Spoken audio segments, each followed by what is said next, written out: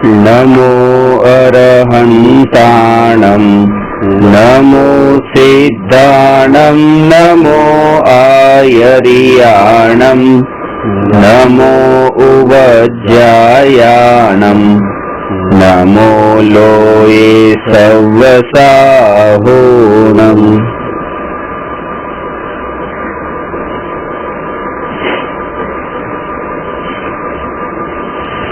प्रश्न नंबर 193 आत्मा अने मोक्ष भिन्न भिन्न केम छे?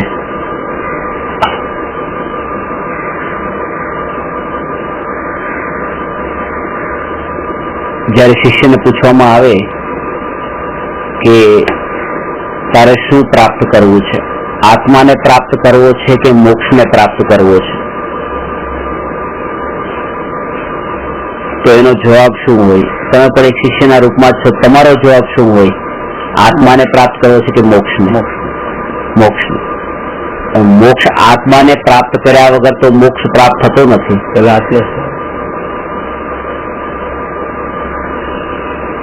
એટલે ચોથા ગુણસ્થાનમાં તો સમ્યક દર્શન પ્રગટ થાય છે.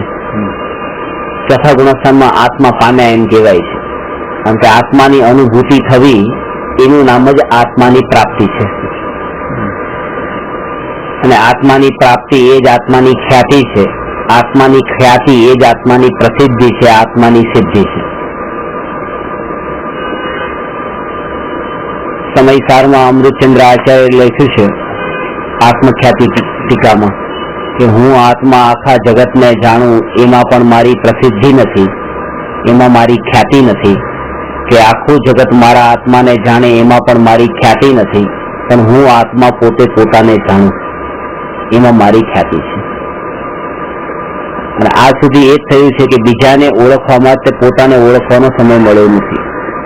અહીંયા બે તત્વ વચ્ચેની ભિન્નતા બતાવે છે. આત્મા કહેતા જીવ તત્વ અને મોક્ષ કહેતા મોક્ષ તત્વ. જીવ તત્વ અને મોક્ષ તત્વ વચ્ચે શું અંતર છે? 7 તત્વમાં જીવ તત્વ પહેલું તત્વ છે, મોક્ષ તત્વ એટલે એ છેલ્લું તત્વ છે. મોક્ષ નામનું પણ તત્વ છે. જે 9 તત્વોમાં પણ તમે 9 તત્વો કહો: જીવ, અજીવ, પુણ્ય પાપ, આશ્રવ બંધ, સંવર, નિર્જરા અને મોક્ષ. મોક્ષના સંબંધમાં પેલા તો જે ધારણાઓ છે, આત્માની તો ખબર છે કે આત્મા આવો આવો છે. મોક્ષ કેવો છે? એ કે મોક્ષ ક્યાં છે? અહીંયા અધોલોકમાં મોક્ષ છે કે ઉર્ધ્વલોકમાં મોક્ષ છે કે મધ્યલોકમાં મોક્ષ છે? 3 લોકમાંથી મોક્ષ ક્યાં છે? કોઈ પણ વ્યક્તિએ જવાબ આપશે કે મોક્ષ છે ઉર્ધ્વલોકમાં છે, લોકના અગ્રભાગમાં મોક્ષ છે.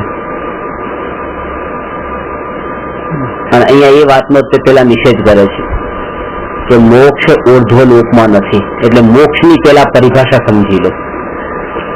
જયારે તમે એમ કહો છો મોક્ષ ક્યાં છે ને આંગળી ઉપર બતાવો છો ને ઉપર આંગળી ચીંધો છો કે મોક્ષ ક્યાં છે, એનો મતલબ તમે એમ માનો છો કે મોક્ષ નામની કોઈ જગ્યા છે. ડાયરેક્શન બતાવે ને કે મોક્ષ ક્યાં છે, એટલે એનો મતલબ કે મોક્ષ નામની કોઈ જગ્યા છે. કે મારું ઘર અહીંયા છે, મારી દુકાન આ બાજુ છે, તો એવી રીતે જ મોક્ષ નામની કોઈ જગ્યા માની. પહેલા એ કે મોક્ષ કોઈ જગ્યાનું નામ નથી. આત્માની અવસ્થા, આત્માની પરિપૂર્ણ શુદ્ધ અવસ્થાનું નામ મોક્ષ છે. જેમ કે એમ કહેવામાં આવે કે શીતળતા ક્યાં છે, તો શીતળતા ક્યાં શબ્દ આપણે પ્રશ્ન જ ખોટો છે. કે ક્યાં કહેતા તો એ ડાયરેક્શન થયું કે કઈ બાજુ છે. શીતળતા તો વસ્તુમાં હોય છે, એ કોઈ જગ્યાનું નામ થોડું છે. શીતળતા પાણીની એક અવસ્થા છે. આગના નિમિત્તથી દૂર થતા પોતાના સ્વભાવ રૂપે પરિણમેલી શુદ્ધ અવસ્થાનું નામ શીતળતા છે. એવી રીતે સમસ્ત કર્મોના નિમિત્તથી દૂર થતા પોતાની સ્વભાવરૂપ પરિપૂર્ણ શુદ્ધ નિર્મળ અવસ્થાનું નામ જ મોક્ષ છે. મોક્ષ એ આત્માની પર્યાય છે. આ બે વસ્તુમાં શું અંતર છે કે આત્મા કહેતા તો આત્મા એ તો દ્રવ્ય છે અને મોક્ષ એ પર્યાય છે. અને બંનેમાં અંતર બતાવ્યું છે કે એક તો દ્રવ્ય અને એક પર્યાયનું અંતર છે. બીજું કે આત્મા એ દ્રષ્ટિનો વિષય છે અને મોક્ષ એ જ્ઞાનનો વિષય છે. એટલે શું? દ્રષ્ટિનો વિષય ને જ્ઞાનનો વિષય એટલે દ્રષ્ટિમાં એમ હોય કે હું આત્મા છું અને જ્ઞાનમાં એમ જાણે કે મોક્ષની પર્યાય છે. જેમ કે આ જોયું કે સોનાની રસ્તા પર જતા સોનાની વીંટી મળી, તો જ્યારે સોનાની વીંટી મળે છે ત્યારે આપણી દ્રષ્ટિ વીંટી ઉપર નથી, દ્રષ્ટિ સોના ઉપર છે અને જ્ઞાન વીંટીનું થઈ રહ્યું છે કે આ વીંટી છે. એટલે જ્ઞાનમાં જે છે પર્યાય સહિતનું દ્રવ્ય છે અને દ્રષ્ટિમાં પર્યાયથી જુદું દ્રવ્ય છે. જણાય છે તો બધું સાથે જ એમ. મોક્ષમાં પર્યાય સહિતનું જ્ઞાન છે. મોક્ષને જયારે આપણે સમજીએ છીએ, મોક્ષ એ એટલે પર્યાય સહિત છે. પર્યાય છે એ પોતે પર્યાય છે અને પર્યાય સહિતનું જે દ્રવ્ય છે એ પ્રમાણનો વિષય છે. અને જે એકનું દ્રવ્ય છે એ પરમ શુદ્ધ નિશ્ચયનો વિષય છે. એ પ્રમાણના વિષયના અંદર બધું ભેગું હોય. પર્યાય અને દ્રવ્ય એ બધું ભેગું હોય. એટલે જયારે દ્રવ્ય દ્રષ્ટિમાં આવે છે ત્યારે પર્યાય સાથે જ દ્રષ્ટિમાં આવે છે. પર્યાય સાથે જ દ્રષ્ટિમાં આવે છે, પણ પર્યાય દ્રષ્ટિમાં નથી આવતી, ત્યાં સાથે જ હોય છે. એટલે કે માનો કે કોઈ છોકરો છોકરી જોવા માટે જાય છે તો એના જે વસ્ત્ર છે છોકરીના, તો એ છોકરીને જોવા જાય છે પણ જોવે છે તો કપડા જ જોવે છે, છોકરીને ક્યાં જોવે છે? પર્યાય સાથે જ જોવે છે. એટલે જયારે જોવા જશે ત્યારે એ પર્યાય સાથે જ જોવામાં આવશે, પણ એ પર્યાય સાથે જોઈને પણ પર્યાયથી જુદી જોઈ લે છે. એ કપડા સાથે જોવે છે, આમ જોવે છે એના આટલા હાથ ખુલ્લા છે તો આટલો રંગ શરીરનો આટલો ગોરો છે તો આખું શરીર આટલું ગોરું હશે. એટલે પર્યાયની સાથે જોઈને પણ પર્યાયથી જુદું જોઈ લે છે. તો એવી રીતે તે કે જયારે પર્યાયને જોવે, મોક્ષની પર્યાયને જોવે તો મોક્ષની પર્યાયથી જુદું જે જીવ તત્વ છે એને જોઈ લે છે. ભલે એ વીંટીને જોવે છે પણ વીંટીને જોતી વખતે પણ એ વીંટીથી જુદું જે સોનું છે એને જોઈ લે છે કે વીંટીના ટુકડા થઈ જાય તો પણ એને દુઃખ ન થાય, કારણ કે સોનું મારું પડ્યું છે, કારણ કે દ્રષ્ટિમાં એને સોનું છે. અને મોટું અંતર એ છે કે આત્મા અનાદિ અનંત છે અને મોક્ષ એ સાદી અનંત છે. આમ સાદી અનંત એટલા માટે કે એક વખત મોક્ષ પ્રગટ થાય છે પછી ક્યારેય પણ મોક્ષથી સંસાર નથી થતો, એ અપેક્ષાએ અનંતકાળ સુધી. પણ પર્યાય છે એટલે એક એક ક્ષણે વ્યય થાય છે, નવી પર્યાય. એટલા માટે સાદી શાંત છે. સાદી એટલે જેની શરૂઆત હોય એને સાદી કહેવાય. અનાદિ એટલે જેની શરૂઆત ન હોય, ઉત્પાદ હોય એટલે સાદી. અને વ્યય જેનો હોય એ શાંત. એ પર્યાયની જ વાત આવી.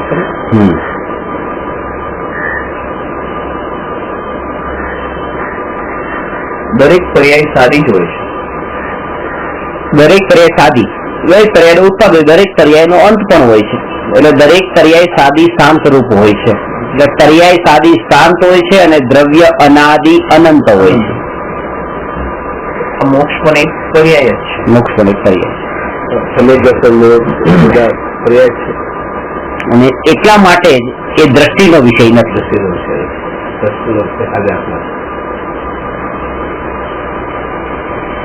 હવે જયારે આના ઉપરથી ખાસ વાત એ સમજવાની કે પોતાના આત્માની મોક્ષની પર્યાયને પણ અહીંયા ગૌણ કીધી છે. તો ભગવાનનો જે મોક્ષ, મહાવીર ભગવાનનો આત્મા કે જે મોક્ષને પ્રાપ્ત થયો એ આત્માના વંદન ને એ આત્માની ભક્તિથી મને મોક્ષ કેવી રીતે મળે? મારી મોક્ષની તરિયાઈથી પણ મને મોક્ષ નથી મળતો. મને કર્મ બંધાય છે એ રાગ ભાવના કારણે, કારણ કે દ્રષ્ટિ મોક્ષ તરફ છે. મોક્ષને ધ્યાનમાં રાખીને આપણે કોઈ આરાધના કરીશું તો નહીં. સ્વર્ગનું લક્ષ્ય રાખીને સાધના કરવાથી તો અશુભ ભાવથી બંધ થાય છે, ને મોક્ષનું લક્ષ્ય રાખીને સાધના કરવાથી શુભ ભાવ થાય છે, શુદ્ધ નહીં. અને દેવગતિ પણ નથી જોતી, એટલે કે સંસાર પણ નથી જોતો અને મોક્ષ પણ નથી જોતો. બે પર્યાય ઉપર જેની દ્રષ્ટિ નથી એને શુદ્ધ ભાવ પ્રગટ થાય છે. તો એ કેવી રીતે થાય કે જેમ આ રાગની પર્યાય ઉત્પન્ન થાય એ પર્યાયનું સ્વરૂપ એની દ્રષ્ટિમાં એટલું તુચ્છ હોય કે ઉત્પન્ન થયેલી પર્યાય વ્યય થાય છે, ઉત્પન્ન થયેલી પર્યાય વ્યય થાય છે, એટલે એનો જ્ઞાતા એટલે રહી શકે છે. પર્યાય છે જ્ઞાતાપણામાં એટલી તકલીફ કેમ નથી થતી? કારણ કે જ્ઞાતાપણામાં ત્યાં ઉત્પાદની સાથે વ્યય જોઈએ છે એટલે સહજ જોવાય છે.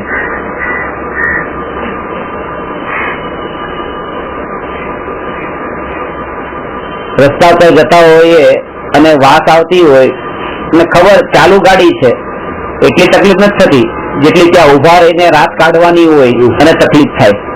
ખબર છે કે આ એક ક્ષણમાં જવાની છે, તો ક્ષણિક જાણતા એવી ઘટનાને સંયોગને સહજ રૂપે લઈ લઈએ છે. ઠીક છે, તો જ્ઞાની દરેક તરિયાઈને એવી રીતે લે છે કે બસ આ રીતે તરિયાઈ ધારા પ્રવાહથી વહી રહી છે, હું અહીંયા છું. ત્યાં એ છે કે આપણે ચાલીએ છીએ અને એ બધું પોતપોતાના સ્થાને છે. એ દ્રશ્યો જે આવે છે એ બધા પોતપોતાના સ્થાને છે, ત્યાં આપણે ગતિ કરીએ છીએ. અહીંયા હું ત્રિકાળી આત્મા પોતે સ્થિર છું અને પર્યાયો પોતે ગતિ કરી રહી છે, આવે છે ને જાય છે.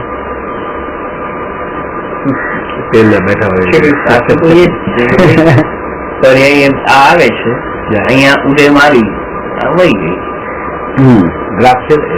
આપણે નહીં જ બેઠા.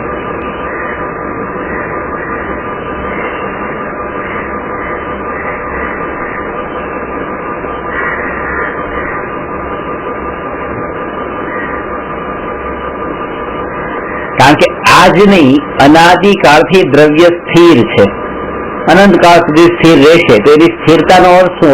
બેસવાનો અર્થ શું? દ્રવ્ય સ્થિર છે, દ્રવ્ય સ્થિર છે આપણે કહીએ છીએ. અહીંયા આપણે આત્મા અહીંયા છે, હવે આ જગ્યાએ છે, આપણે બીજી જગ્યાએ ગયા, ઘરેથી અહીંયા આવ્યા, અહીંથી ઘરે જઈએ, તો એ તો અસ્થિરતા છે. હવે અસ્થિરતામાં પણ પછી સ્થિરતા બતાવે છે.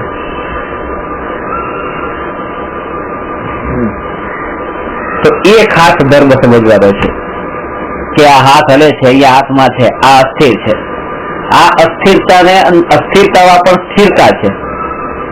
આ અસ્થિરતા તો એના પ્રદેશોની છે, પણ અહીંયા જે સ્થિરતા કીધી કે હું ત્રિકાળી સ્થિર છું, તો આ કાળે પણ જાણનારો, અહીંયા પણ જાણનારો, અત્યારે પણ જાણનારો, તો ઘરે પણ જાણનારો, અહીંયા પણ જાણનારો, ત્યાં પણ જાણનારો. તો જાણનારપણું જે છે એ એની સ્થિરતા છે. અને ઘરેથી અહીંયા આવ્યા એ અસ્થિરતા નથી. અસ્થિરતા એ છે કે ત્યાં અલગ વસ્તુને જાણતા હતા, અહીંયા અલગ વસ્તુને જાણે છે, એ એની અસ્થિરતા છે, એ પર્યાય છે. અને જાણનાર જે એ કાર્ય છે એ દ્રવ્યની સ્થિરતા છે. આ જે ત્યાંથી ઘરેથી અહીંયા આવ્યા એ તો કઈ નથી, સ્થિરતા નથી ને અસ્થિરતા નથી. આ બધી મેન્ટલ પ્રોસેસ ની વાત છે, આ બધી ફિઝિકલ જે છે ને એની વાત નથી, ભાવોની વાત છે. કે ભાવોના અંદર જે સ્થિરતા છે જાણવાપણામાં, એનું નામ એની નિત્યતા છે, એ દ્રવ્ય છે. અને જાણવામાં જે નવા જ્ઞેયોના કારણે જે ભેદ પડ્યો છે એ બધી પર્યાય છે.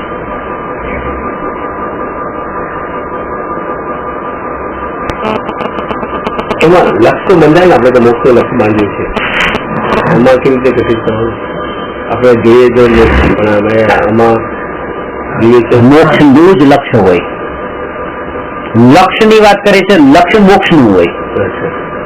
લક્ષ્ય ગૌણ થઈ જાય, દ્રષ્ટિ ન હોય અને દ્રષ્ટિ ન હોય. લક્ષ્ય અને દ્રષ્ટિ આત્મા ઉતરવું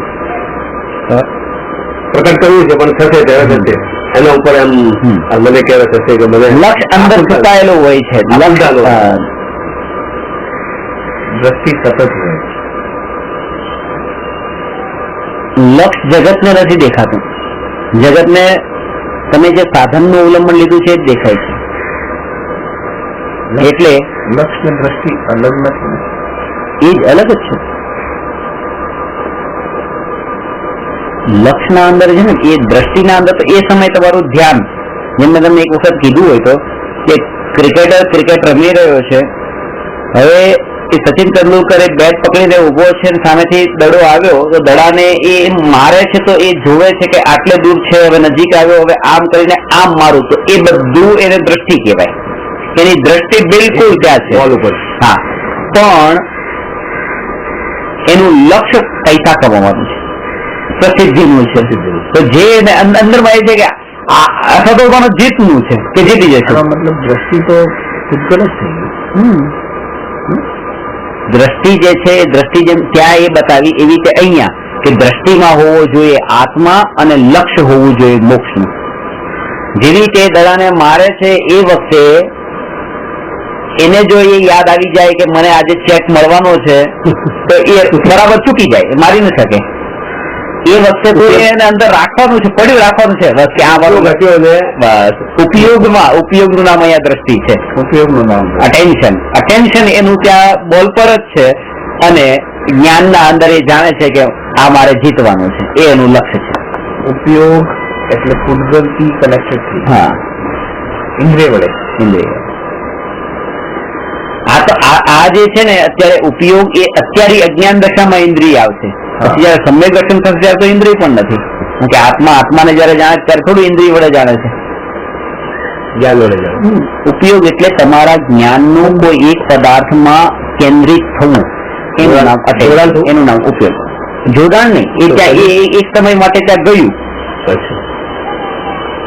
જયારે આપણે એમ કીધું કે આ જ્ઞાન અત્યારે એક સમય માટે, જોડાણ તમે કહો તો એક સમયનું કે આ જ્ઞાન જોડાણ એક સમયનું, એક સમય, બીજા સમયે બીજા જ્ઞાનમાં, ત્રીજા સમયે ત્રીજા જ્ઞાને, એ રીતે સતત હોય. એ એક ને એક વિષયમાં આ મેં જાણ્યું, બીજા સમયે પણ આ જાણ્યું, ત્રીજા સમયે પહેલા સમયે એને જાણું છું, બીજા સમયે બી ને જાણું છું, ત્રીજા સમયે સી ને જાણું છું, એનું નામ થયું જ્ઞાન.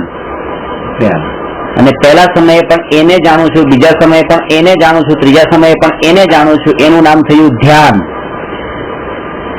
ઇંગ્લિશમાં એ મેડિટેશન તમે કહો. અટેન્શન તો બધા અટેન્શન જ છે. જે પહેલું હતું ને અટેન્શન ઇન મેની ઓબ્જેક્ટ, એ થયું જ્ઞાન. અને અટેન્શન ઇન વન ઓબ્જેક્ટ એનું નામ થયું ધ્યાન. એકમાં, બીજામાં નહીં. અટેન્શન એટલે દ્રષ્ટિ.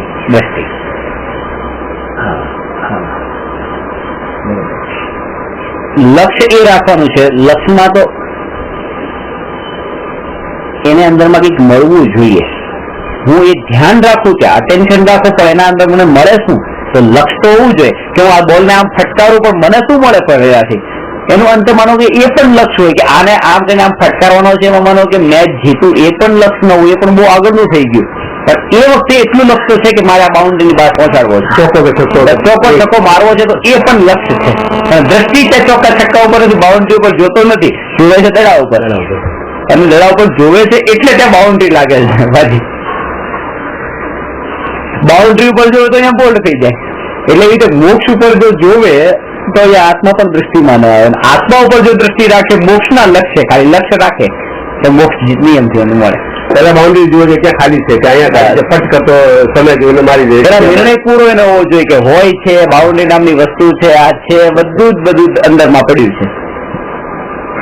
સમ્યક દ્રષ્ટિ આત્મા ઉપર જ લક્ષ્ય કરાય અને આપણે મિથ્યા દ્રષ્ટિ વાળા શું કરે? મિથ્યા દ્રષ્ટિનું શું છે કે મિથ્યા દ્રષ્ટિનું લક્ષ્ય પણ મોક્ષ છે અને એ મોક્ષને પણ જે સ્વરૂપે માને છે એમાં ત્યાં ભૂલ કરે છે. મોક્ષ એટલે શું કે જેવી રીતે બધા ઘર છે, દુકાન છે, એ રીતે ક્યાંક મોક્ષ છે.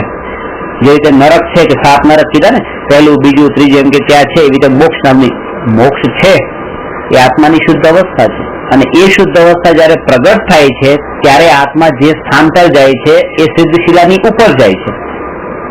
એ જગ્યા છે સિદ્ધશિલા જે છે ને એ કોઈ જગ્યા ઉપર છે. સિદ્ધશિલા નામની વસ્તુ છે. હા, વસ્તુ સિદ્ધશિલા વસ્તુ છે, સિદ્ધશિલા છે. ઉર્ધ્વ લોક છે તો મોક્ષ નથી. મોક્ષ પછી મોક્ષપુરી નામ આપી દીધું. મોક્ષપુરી મોક્ષ એક અવસ્થા છે. એટલે આપણે એમ કહી શકીએ કે દેહ થકા મોક્ષ નથી. આત્માનો મોક્ષ કેવી રીતે થાય? આત્માનો મોક્ષ દેહ અને કર્મોથી છૂટા પડવું અને એક પળ માટે નહીં, અનંત કાળ માટે. એ તો મારા ખ્યાલથી મોક્ષ દશા થઈ ગઈ, સિદ્ધશિલા સ્થાન થઈ ગયું.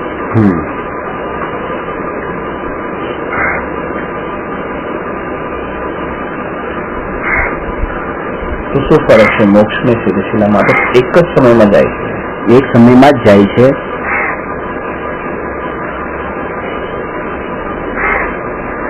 ગોળ રસોડાના ડબ્બામાં પડ્યો છે. એ ડબ્બામાં અને મીઠાશમાં જે ફરક છે એ મોક્ષમાં અને સિદ્ધશિલામાં છે. ગોળ બરાબર આત્મા, મોક્ષ એટલે ગોળની પર્યાયનું નામ મીઠાશ, એવી રીતે આત્માની પર્યાયનું નામ છે મોક્ષ. અને જયારે એ ત્યાં ક્યાં છે કે ડબ્બામાં છે તો ક્યાં છે કે સિદ્ધશિલા પર છે, એ એની જગ્યા, એ એનું પાત્ર. આત્મા ક્યાં છે કે સિદ્ધશિલા ઉપર? સિદ્ધશિલા. અને પર્યાય શું છે કે મોક્ષ. મોક્ષ એટલે આનો આત્માનો મોક્ષ થઈ ગયો. જન્મ ડબ્બામાં છે. અને માનો કે ડબ્બાને પછી મીઠો માનવો એ જેટલી મોટી ભૂલ છે એટલી જ મોટી ભૂલ સિદ્ધશિલામાં મોક્ષ માનવો એ છે. કારણ કે એ જ ડબ્બામાં બીજા કચરા રજકણો પણ બધા પડેલા છે, અંદર હવાઓ પણ છે, એ બધી મીઠી નથી, ગોળ જ મીઠો છે. અને વ્યવહારથી એમ જ કહેવાય. સ્થૂળ દ્રષ્ટિ છે બહુ તીખું લાગ્યું, કઈ મીઠું આપો, એ ક્યાં છે કે ડબ્બામાં છે, એમ નહીં કે ગોળમાં છે.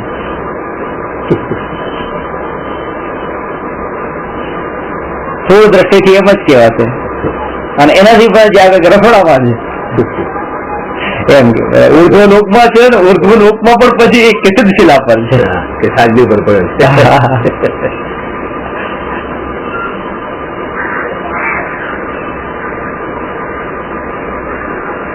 એટલે પેલા તો એ લક્ષ્યમાં આવવું જોઈએ કે મોક્ષ પ્રાપ્ત કરવાનો અર્થ એ કે ક્યાંય જવાનું નામ મોક્ષ નથી,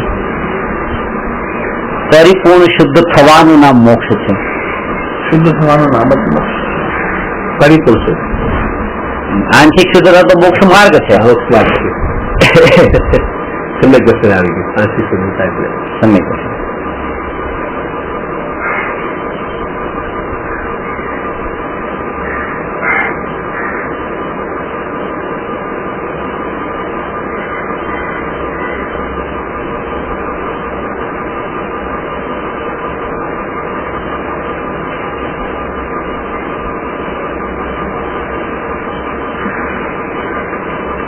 એટલે મોક્ષમાં અનંત મોક્ષમાં જવું છે તો કેવી રીતે જવું? એ કોઈ સાધનથી જવાનું છે. સાધન શું લેવાનું? કે જવાનો મતલબ આ આત્મા અને ભેદજ્ઞાન રૂપી સાધન કે જેના બળ પર એ મોક્ષ રૂપી સાધ્ય પ્રગટ થાય છે. આત્મા અને પર પદાર્થોનું ભેદજ્ઞાન.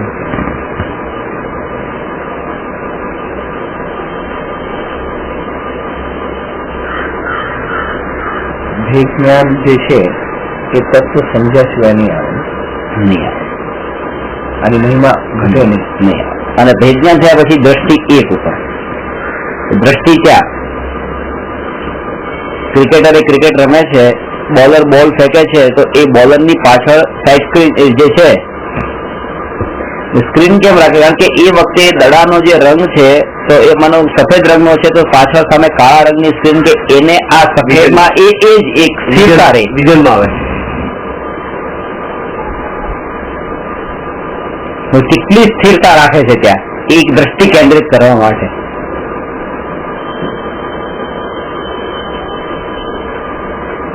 એટલે જ્ઞાન કરતા દ્રષ્ટિનો વિષય ઘણો સૂક્ષ્મ છે. બાઉન્ડ્રીને જોવા માટે ત્યાં કઈ રાખવાની જરૂર નથી.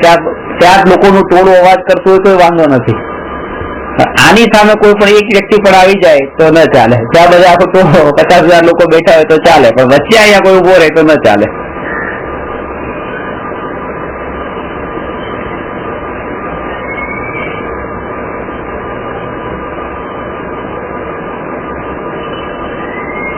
તો સર આજ જેટલા બધા બહુ જ્ઞાની હોય, બહુ પંડિત હોય, બહુ સમજી લીધા હોય, બધી વસ્તુ એમને સમજી હોય, એ ક્યાં છે? આગળ પ્રશ્ન થાય છે. આટલા બધા એમને થતું હશે કે હું ભણ્યા પછી મારે આમાં નથી અટકવાનું ને, એવું થતું હશે. બધા લાગે છે કે આટલા આટલા તત્વજ્ઞાની છે, બધા છે, આટલું એ લોકોએ ઉચ્ચ કક્ષાનું જ્ઞાન મેળવ્યું છે, છતાં પણ એમને ક્યાં કચાશ રહી જાય છે, મતલબ ક્યાં પુરસાદ કે જે કેવી રીતે છે? આ ઘણી પ્રશ્ન થાય છે મનમાં, ક્યાં કરશે, ક્યાં કરશે? લક્ષ્ય જે હોય ને એ લક્ષ્ય આત્માર્થનું નથી હોતું. આત્માર્થનું નથી. શું હોય છે એનું તમે બતાવું કે આજે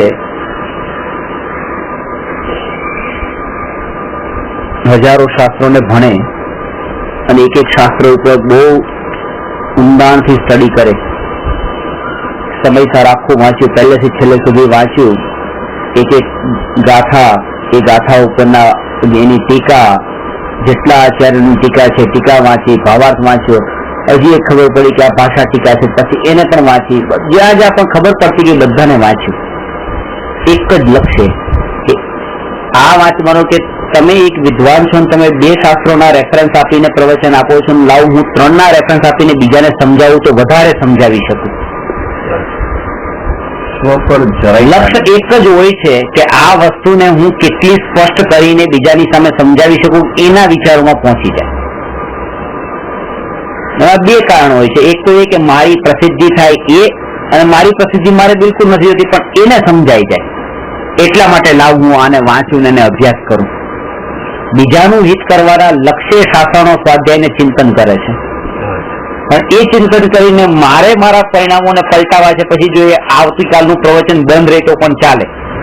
જો એ સ્થિરતામાં હું એવો ડૂબી જાઉં અને આવતીકાલનું પ્રવચન બંધ રહે તો પણ મને મંજૂર છે, આવતીકાલનું જ નહીં અનંત કાળનું બોલવાનું બંધ રહેવાનું છે, એવું જેને લક્ષ્યમાં હોય એ આજનું ચિંતન પરફેક્ટ કરી શકે.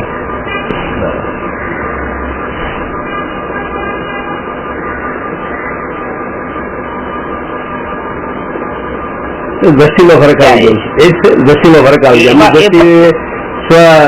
સ્વકલ્યાણ, સ્વલક્ષ ઉપર નથી. એ અમને છે બીજાનું હિત કરવાનું, ગમે તેમ કરીને આ જીવ પામે, હું પામું, આમ એ વિચાર નથી અંદર, એ હજી ઉઠ્યો નથી અંદર. હું પામું નથી. આ છેલ્લે સુધી ને પહેલાથી છેલ્લે સુધી એક જ લક્ષ્ય હતું. હું કેવી રીતે? મોટા ભાગે સ્ત્રીઓ જમવાનું બનાવે, ઘરે મહેમાન આવ્યા છે, સ્ત્રીઓને આ મોટા ભાગે જમવાનું છેલ્લે થતું હોય છે, કારણ કે પેલા બીજાને ખવડાવવામાં તે બીજી રહી છે, ટાઈમમાં જ વેડફાઈ જાય છે, અને જાત જાતની વાનગીઓ બીજાને બનાવવામાં જ એક જ લક્ષ્ય, અને બનાવતા બનાવતા જ ક્યારેક પોતાની ભૂખ મરી જાય. એક જ લક્ષ્ય, બીજાને જ મારે બસ ખવડાવવું છે, એને આ ટેસ્ટ ગમે, પોતે ખાવું છે એવું એને ધ્યેય નથી, બસ ખવડાવે છે. ખવડાવવાનું. આ શરૂઆતથી નથી, આ વચ્ચેથી નહીં આવે, છેલ્લે પણ નહીં આવે, આ શરૂઆતથી જ આવશે કે મારે ખાવું છે. રુચિ બે પ્રકાર, એકને ખાવાનો શોખ હોય, કોઈને ખવડાવવાનો જ શોખ હોય, ખવડાવવાનો જ શોખ હોય. અને માનો કે 5 ની જગ્યાએ 25 જણા ખાવા વાળા આવે તો વધારે આનંદ થાય કે અરે જો કેટલો લાભ મળ્યો. તો એમ કે આટલા લોકો અને જાત જાતની વાનગીઓ બનાવીને આપવાની તો વધારે આનંદ થાય કે આટલા લોકો ને આટલી વાનગીઓ. તો સર અહીંયા તો સ્વાર્થી બનવું પડે, સ્વાર્થી બનવું 100% સ્વાર્થી બનવું પડે, કોઈ જે કરી 110%.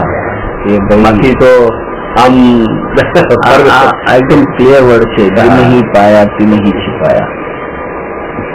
એટલે પછી ત્યાં પોતાના માટેનો, પોતાના જ માટેનો, જ્યાં બીજા કોઈ માટે નહીં એવો સમય પણ કાઢવો જોઈએ. અને એ પણ કોઈની અગર સામે ચર્ચા કરે તો એમાં પણ 100% સ્વાધ્યાય નિમિત્ત જ હોય. એકાંતમાં બેસે ત્યારે, એકાંતમાં બેસે ત્યારે પણ કોઈની સાથે આપણે ડિસ્કસ કરતા હોય ત્યારે પણ આપણું ધ્યાન પાછું એક રિવિઝન થાય એ તરીકે ખાલી એનો લક્ષ્ય હોવો જોઈએ. નહીં એ પૂછે ક્વેશ્ચન આપણે થયા અને આપણે કેટલું જ્ઞાન છે આપણે ચકાસવામાં આવે કે નહીં આ વસ્તુ આપણે ભણ્યા છે કે બરાબર છે કે આપણને આવડે છે કે નહીં બોલતા આવડે છે કે નહીં એ થાય. લક્ષ્ય એ જોવું જોઈએ સ્વાધ્યાય જોવું. બીજાને આપણે એ લક્ષ્ય એ હોય છે કે બીજા સમજે, બીજા પામે. હું બતાવો હું હોશિયાર છું એવું બતાવવાનું લક્ષ્ય. એ સમયે પાછું માપતું રહેવું મેઝરમેન્ટ, એટલે પોતે એ છે કે અત્યારે મારા પરિણામ કેટલા નિર્મળ થયા, કેટલા એ કે આપણે 1000 પ્રશ્નોની આખી પુસ્તક બહાર પાડવાનો વિચાર કરીએ છીએ, પણ એ આ બીજા પામશે, કેટલા લોકોને લાભ થશે, કેટલાને થશે, પણ એનાથી મારા પરિણામમાં પાછું કેટલી નિર્મળતા આવશે એનો વિચાર જ નથી રહ્યો. ત્યાં જ્યાં ચૂકી જાય ચૂકવાનું કારણ ત્યાં છે આ મેલ લક્ષ્ય. પણ એમાં શું છે કે અહીંયા આટલો ચૂકવાનો ટાઈમ નથી કે આ છાપીના મેટર પૂરું થઈ ગયું. એમાં એકાગ્રતા નથી. આપણે જયારે ચર્ચા કરી 10 મિનિટ 15 મિનિટની ચર્ચા કરી, એમાં એકાદ બે વાક્ય એવા બી આવે કે ઉપરની માટે બોલાતા હોય, પણ એમાં પણ આ મારામાં ક્યાં ઘટિત થાય. લક્ષ્ય એ હોય, એ લક્ષ્ય સતત એ લક્ષ્ય હોય કે આ મારામાં ક્યાં ઘટિત થાય. જાગૃતિ જોઈએ, ભલે ભલે જાગૃતિ આપણે જાગૃતિની જરૂર નથી. આ સ્વભાવ, હા એ સ્વભાવ તો જાગૃતિ હંમેશા એ કે તરત જ ત્યાં જાગૃતિ એવી કે બીજાનું હિત કરવાની, પોતાનું હિત કરવા માટે જ.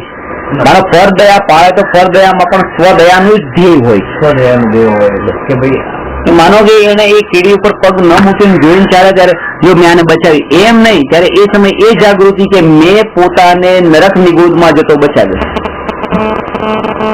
મેં એને શું બચાવી છે? એને નથી બચાવ્યું, મેં પોતાને બચાવ્યા. બસ હું પોતે બરું બચ્યો, પાપમાંથી બચ્યો. બસ એ. એટલે જયારે બીજાને દુઃખ નથી પહોંચાડતા ત્યારે પોતાની જાતને ભવિષ્યમાં નરક નિગૂઢના દુઃખ પહોંચાડવા નથી માંગતા, એટલે પોતાને દુઃખ નથી પહોંચાડ્યું. બસ ત્યાં સુધી તો સાહેબ આપણા દિમાગમાં આ જ છે કે ભાઈ બીજાનું કઈ ભલું કર્યું, આ દસી જ અને એ ક્યારે આવે જયારે ભેદ પડી જાય, એ બચી એના પુણ્યના ઉદયથી. ભેદ જ્ઞાન જ મેન ગાડી છે એ એના પુણ્યના ઉદયથી. બસ હેલો શું મમ્મી ફોન પકડે. હેલો ત્યારે એ ખબર પડે કે એને બચવાનું પણ એના પુણ્યના ઉદયથી ને મરવાનું પણ એના પાપના ઉદયથી, જે એના ઉદય અનુસાર થયું. હું કોણ?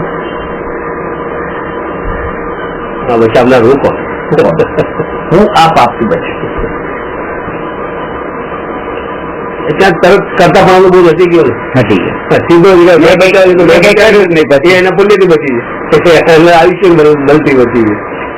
આપણું શું આમ જોવા તો અતિ સરળ છે. કર્મના ઉદયની થિયરી સમજીએ. બે સગા ભાઈ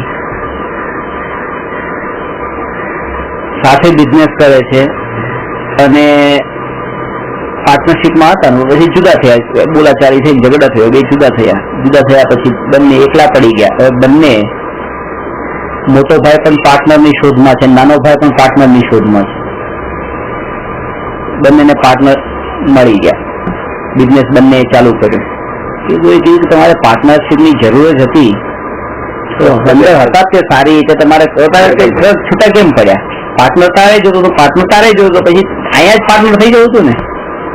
અને આટલા વર્ષો તમે સાથે રહ્યા. હવે આ થોડા વખત આ છેલ્લે ગઢપણના અંદર આ રીતે આપણે ભાગલા પાડીને પાછા જુદા થઈને બીજા પાર્ટનર ગોત્યા. મોટા ભાઈએ પાર્ટનરશીપમાં બિઝનેસ કર્યો, 1 વર્ષ પૂરું થયું અને વર્ષના અંતે એ 1 કરોડ રૂપિયા કમાયા.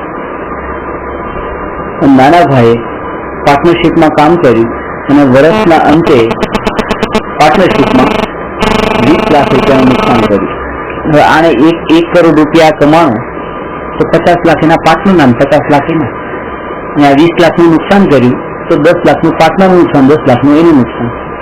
એટલે કોઈ મોટા ભાઈને જઈને ઠપકો આપ્યો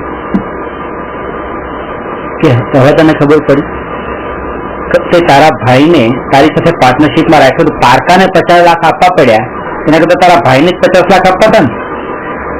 હવે 50 લાખ ન આપે તો કઈ નહીં, તું ખાલી એને આમ કઈ ત્યાં બેઠા રાખે કઈ ન આપે, પણ 10 લાખનું નુકસાન તો ન થશે ને, આખા વર્ષમાં કઈ ન કમાતો. પણ હવે તમને એક વસ્તુ એ બતાવું કે જયારે નાના ભાઈનો 1 વર્ષ પછી એવો પાપનો ઉદય આવવાનો કે 10 લાખ જાય, અને મોટા ભાઈનો વર્ષ પછી એવો પુણ્યનો ઉદય હોય કે 50 લાખ મળે, તો આવા બે આત્મા એકબીજાના ભાગીદાર કેવી રીતે બને? એને વિચાર ને વિકલ્પ પણ એવા ઉઠે કે એની સાથે જ પાર્ટનરશિપ ના કરવાના વિકલ્પ ઉઠે કે અને એની સાથે પાર્ટનરશિપ થાય કે જેને વર્ષના અંતે 10 લાખનું નુકસાન થવાનું હોય, અને આને એવો જ કોઈ પાર્ટનર મળે કે જેને વર્ષના અંતે 50 લાખ રૂપિયાનો ફાયદો થવાનો હોય. બેના ઉદય અલગ અલગ આવવાના હોય. અત્યાર સુધી ઉદય સરખા હતા એટલે એક થાળીમાં જમતા હતા, પણ હવે ઉદય બદલાવાના હોય તો પાર્ટનર રહી કેવી રીતે શકે? બહુ સરસ. અને આ રીતે જયારે આપણે જોઈએ છે ત્યારે એટલી ક્ષમતા રહે છે.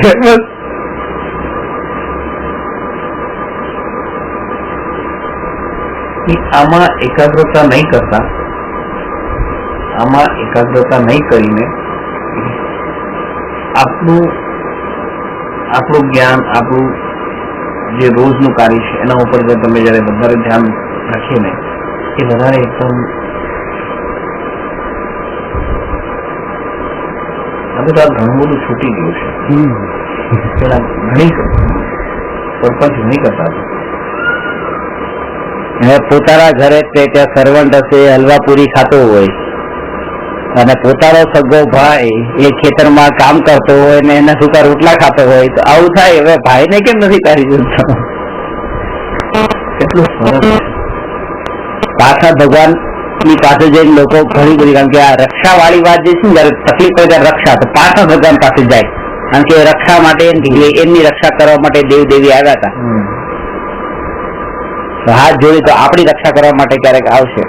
પાછા ભગવાનની વાણીમાં તો એ આવ્યું કે મારી રક્ષા કરવા દેવ દેવી આવ્યા હતા, પણ હું પોતે તો મારી રક્ષા નહીં કરી શક્યો. મારે તો પથરા ખાવા પડ્યા ને. તો જે પોતે પોતાને ન બચાવી શકે તમને શું બચાવવાના છે? એટલે પછી લોકોએ પાછા ભગવાનને સાઈડમાં રાખીને પદ્માવતીને બોલાવવાનું ચાલુ કર્યું કે ચલો હવે ક્યાં, કારણ કે ભગવાન રક્ષા કરી હતી એ દેખાય છે.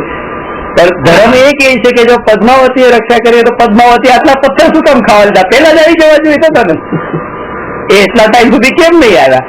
એનો મતલબ પદ્માવતી એ નથી કર્યું. ઉપદ્રવ પણ કરવા ના દેવો જોઈએ. ખબર તો અબધી ક્યાં તો છે જ ને.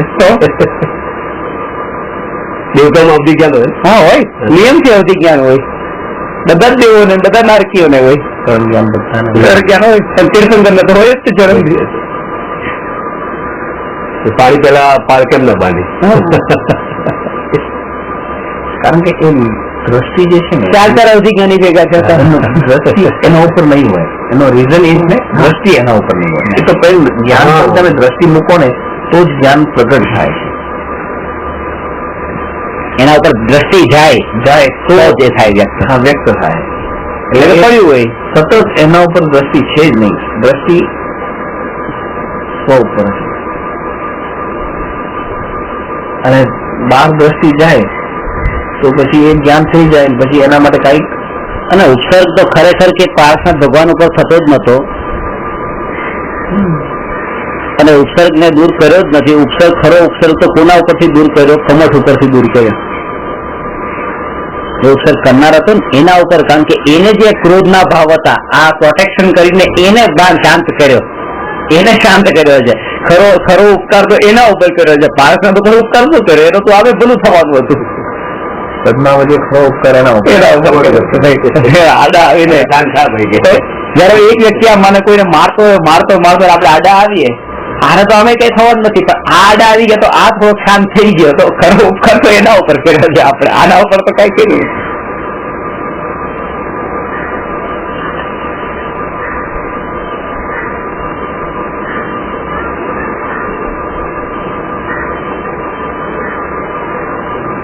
ત્યાં પણ આપણે નબળા માર ખાનારા લાગે છે ને, એટલા આપણને લાગે છે આના ઉપર ઉપકાર કર્યો. પણ નબળો ક્રોધ કરવા વાળો નબળો લાગે ને તો એમ લાગે ખરો ઉપકાર એના ઉપર કર્યો. આ નબળા તો હતા જ નહીં, આના ઉપર અમના ઉપર શું ઉપકાર કરે?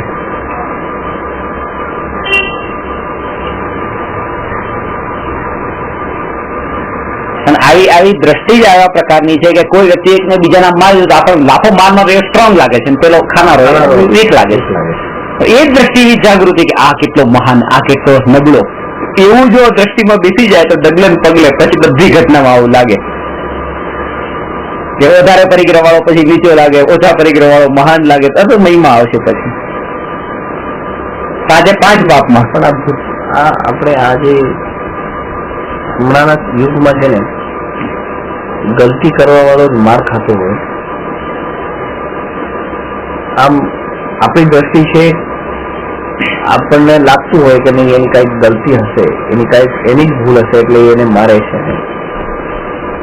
એવું લાગે. હા, ત્યાં પછી નબળાને એની મહિમા નથી. એ વાત બરાબર છે કે એની ભૂલ છે એટલે જ માર ખાય છે, અને એટલા માટે તો ભગવાન એના જ્ઞાતા રહી છે. એક વ્યક્તિએ પાણીનો ગ્લાસ માંગ્યો અને 10 જણા ત્યાં છે, પાણીનો ગ્લાસ એને આપતા નથી. ભગવાનને ખબર છે એક આ વ્યક્તિ માટે એક પાણીના ગ્લાસની વ્યવસ્થા ન કરી શકે, પાણી આપે નહીં. એ ગુનેગાર છે, એ ગુનેગાર છે એટલા માટે એને ગુનો કર્યો છે એટલે પાણી નથી મળતું. એને પેલા ગુનો કઈ કર્યો હતો એટલા માટે એના 1 કલાક સુધી પાણી નથી મળતું. અને ગુનેગારને મદદ કરવા જવું એ પણ એક ગુનો છે. ગુનેગારને સહાય કરવી એ ગુનો છે. એટલા માટે ભગવાન એના માટે ભાવ નથી કરતા કે પાણીનો ગ્લાસ આપે, કારણ કે ગુનેગાર છે તો ગુનેગાર ગુનાનું ફળ ભોગવે. હું શું કામ ભાવ કરું? જાણતા હોવા છતાં પણ ગુનેગાર છે અને ગુનેગાર ન હોત તો એને મળી જાત વસ્તુનું સ્વરૂપ. એટલા માટે છે ને ભગવાન અકર્તા કેમ રહે છે જગતમાં? એટલે કરતા છે બધું બરાબર છે. કોઈ વ્યક્તિએ કોઈની હત્યા કરી નાખી અને પોલીસ વાળાએ માનો લાંચ રિશ્વત કે હપ્તા લઈને એવી રીતે બનો કે એને મદદ કરી, તો ગુનેગારને મદદ કરનાર પણ એ પોલીસ પછી ગુનેગાર છે. તો એવી રીતે એ ગુનેગાર છે એટલા માટે થઈને એને પાણી પીવા નથી મળતું, એને ખાવા નથી મળતું, અને એના માટે પછી એ ભાવ ભાવવો એ પણ એક ગુનો છે.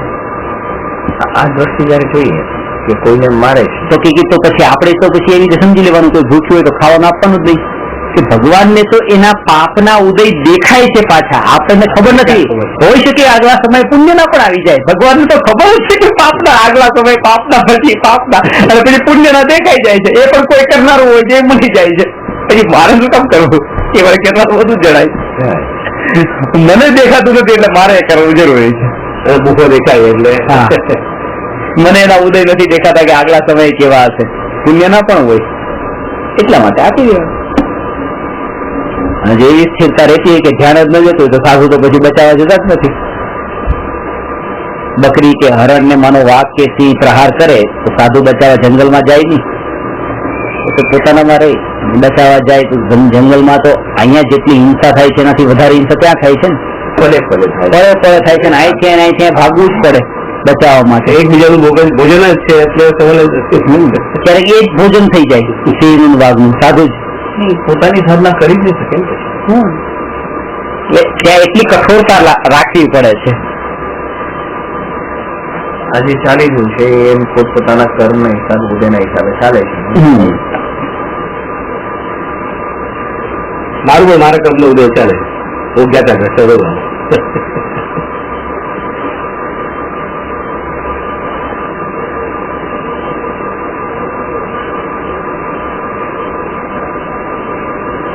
જ્ઞાતા દૃષ્ટિ જે કીધું આપણે કઈ ઉદય આવ્યો આપણો, આમાં આપણે મિસ થઈ ગયા. કેવી રીતે આપણે ત્યાં કેવી રીતે જ્ઞાતા દૃષ્ટા રહેવાનું કે ભાઈ આ થયું છે, કર્મના ઉદયથી થયું છે, આપણે એમાં ભોગમાં ભોગવાઈ જઈએ છીએ.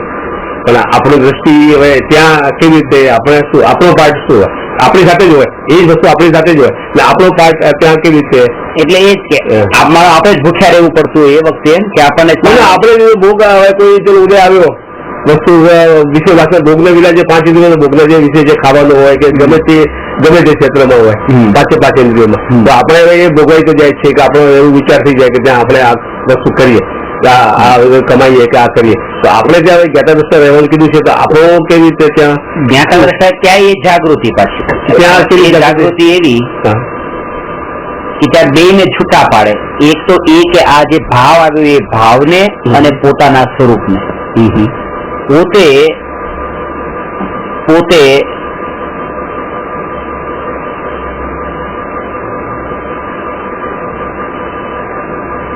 એનો માત્ર જ્ઞાતા રે, ઉદય અનુસારે એ ક્રિયા થાય ઉદય અનુસારે એ ક્રિયા થાય. ગેસ્ટ હાઉસમાં બેઠા છીએ, ગેસ્ટ હાઉસમાંથી ઉપર કઈ ગાબડું પડે છે તો એ ક્રિયા પણ થઈ. ગેસ્ટ હાઉસમાં પણ બેઠા છે, જાગૃતિ છે. એક તો એ કે આ ગેસ્ટ હાઉસ મારું નથી એ માન્યું, અને બીજું કે એ ક્રિયા થઈ છે એને જાણે પણ છે. પાછું શરીર ઉપર માનો કોઈ પ્રહાર થાય તો હું આત્મા શરીર રૂપી ગેસ્ટ હાઉસમાં રહું છું, તો એ સમયે એમાં જે થાય છે તો એમાં પાટાપિંડી કરવાના પણ ભાવ હોય તો ઉદય અનુસાર એ થાય છે, પણ હું એના અંદર ખાલી ગેસ્ટ હાઉસના અંદર એક ગેસ્ટ તરીકે છું. બસ તો વિરુદ્ધ ભાવના થઈ ગઈ એમની વિશેષ, એની વિરુદ્ધ. આ તો વિરુદ્ધ ભાવના થઈ. એવી રીતે જેમ ભોગના અંદર ને ત્યાગના બંનેમાં પ્રતિકૂળતા ને અનુકૂળતા બંનેમાં ચિંતનની પ્રક્રિયા એક જ છે. નહીં, ભોગના અંદર શું ચિંતનની ક્રિયા? પછી ત્યાં આગળ આપણે જ્ઞાતા દ્રષ્ટા રહીએ એ જ કે ભોગો એ જે છે ભોગ આપણે ભોગવી લીધો. ભોગ એ પણ એક વિલન જે હતો એ આવીને ગયો છે. બસ ઝીરો તો અહીંયા હું છું, બસ માત્ર જાણનાર. વિલન આવીને ગયો, પછી આ વિલનની દ્રષ્ટિ, વિલનને તમે વિલન તરીકે જાણ્યો, પેલા તો વિલન તરીકે જાણો તો બસ. પણ જયારે શું થાય કે ઈચ્છા પ્રગટ થઈ ને આપણે ભોગી લીધું, તો પછી એ આપણે કેમ આવે છે? કારણ કે એને પૂરેપૂરો અશુદ્ધ નથી જાણ્યો. એમાં સુખ બુદ્ધિ તો માની જ છે ને એટલા માટે તો છે, એટલે જ તો થાય છે. ત્યાં પછી શું કરે? બસ એટલા માટે કે આ આકુરતાઓથી ભરેલો આ ભાવ છે. એટલે પેલા તો એ નિર્ણય દ્રઢ કરવાનો છે કે આ સુખરૂપ નથી. આકુરતાઓ છે ને, એટલે સુખરૂપ ભાવ કોને કહેવાય? તો ત્યાં આપણે સમજો દ્વેષ દૃષ્ટિ રાખીએ. દ્વેષ દૃષ્ટિ નહીં ચાલે ને, દ્વેષ દૃષ્ટિ તો નહીં રાખવાની. ઉલટું એનાથી તો બહાર નીકળવું વધારે તકલીફ પડશે. કારણ કે રાગના કાળે તો અત્યારે તમને મારા પ્રત્યેનો રાગનો ભાવ છે, તો રાગના કાળે રાગ હોય અને ભગવાનની વાણી સાંભળવા મળે એવું બની છે કે દ્વેષ લઈને બેઠા હોય તો વાણી ન મળે, બેઠે જ ને. એટલે કોઈ પણ પ્રકારનો રાગ એટલે તમને અત્યારે માનો કે સાંભળવાનો રાગ કે કોઈ પણ રાગ છે, પણ દ્વેષ તો ન થવો જોઈએ એ વખતે. તો પછી એટલે આપણે વાંચીએ ને કે રાગ ઉપર દ્વેષ ન થવો જોઈએ. મેં રાત્રિ ભોજનનું મને આપણે કરીએ છીએ, કરો છો. આપણે રાત્રિ ભોજન બેઠા બેઠા 7 વાગી ગયા, પછી ભોજનનો આપણને ભાવ, ભોજન કરી લીધું. આ ભોજન કરી લીધું એટલે આ ત્યાં બસ ત્યાં એ સમયે આ કે આ મારી નબળાઈ છે.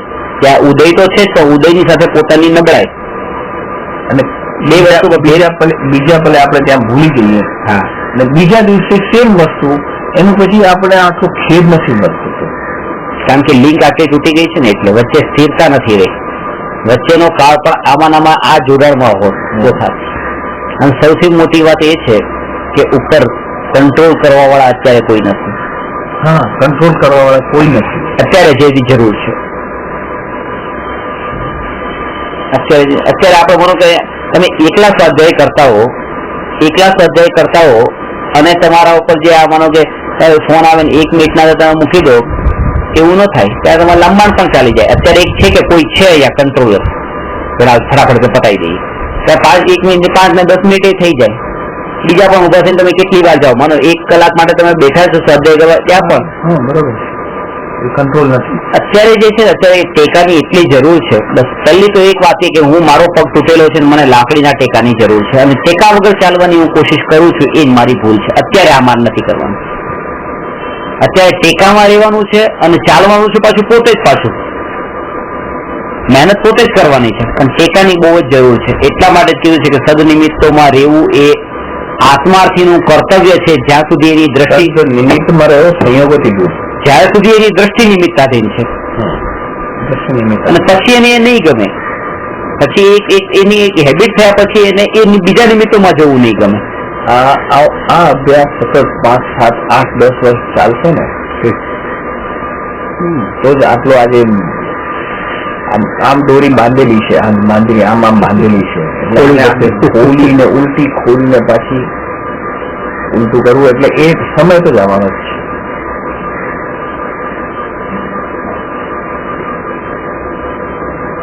યુરોપમાં, જર્મનીમાં એક વ્યક્તિ દારૂ પીનાર, એને દારૂ પીતો હતો,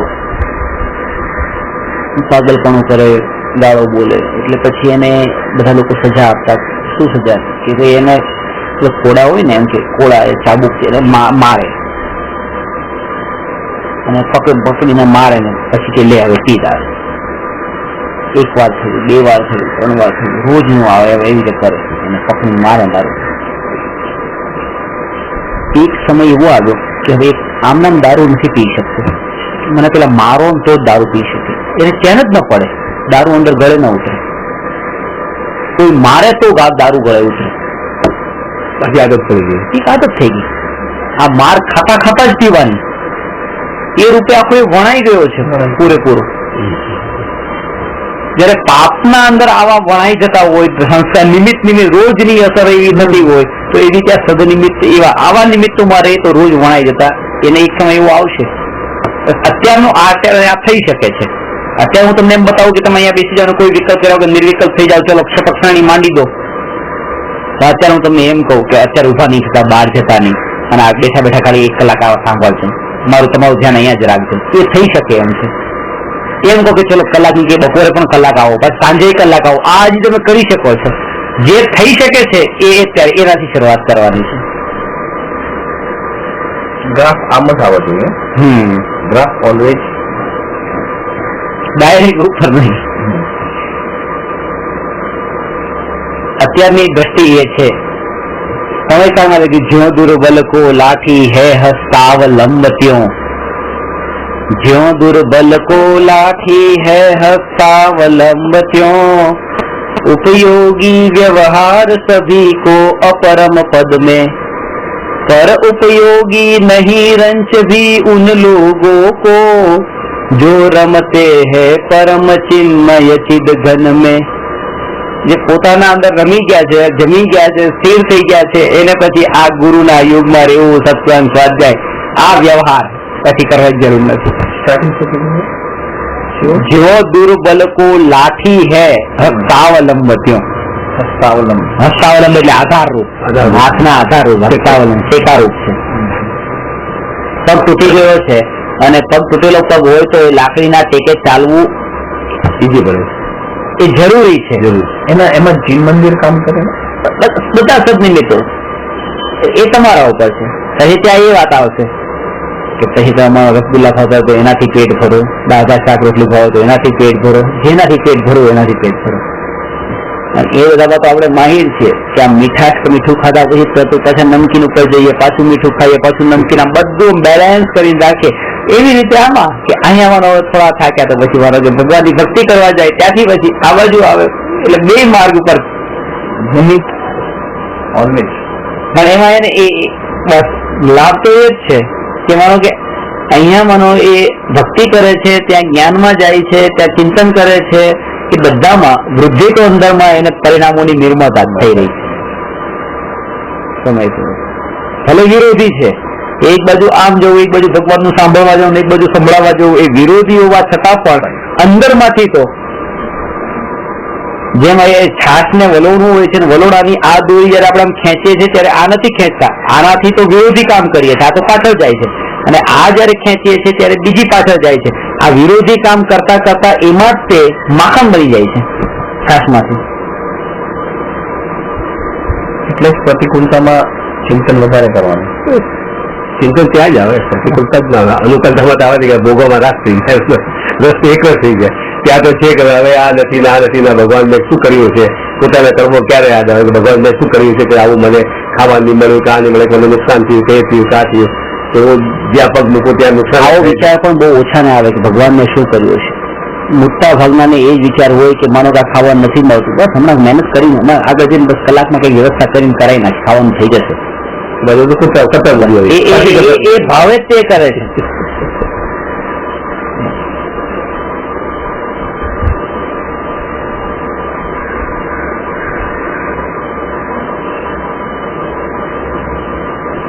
આમાં ભોગ ભોગવાઈ જાય પછી દેવશાસ્ત્ર ભોગ ભોગવાઈ જાય પછી એ વિચાર કરે પાછળ. એ વખતે તો ના તો ભોગમાં રસ પડી જાય ને, એ વખતે વિચાર આવી જાય તો પછી એ ટળી જાય ને, એ વસ્તુ ટળી જાય. પણ એ તો ભોગવવાનું છે. પછી એને વિચાર આવે કે ભાઈ આ મેં કર્યું, ખોટું કર્યું, ના અમારે ચારિત્ર નભાઈ છે, આ કરવા જેવું.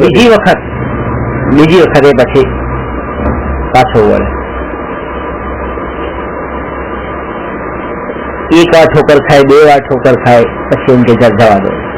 એક વાર મને એ નહીં થાય. એનો તો અભ્યાસ કરવો લાગે, કીધું ને અભ્યાસ ઉપર અભ્યાસ, અભ્યાસ ઉપર અભ્યાસ. દર વખતે આમ ઠોક મારવો પડે કે આ ખોટું છે, આ ખોટું છે, આ ખોટું છે. પછી 100 વાર આમ કરે તો 101 વાર પછી એને ખ્યાલ આવે કે ના હવે આમાં વર્તવા જેવું નથી, એ કરે આ યાર નથી, આમાં શું છે કઈ.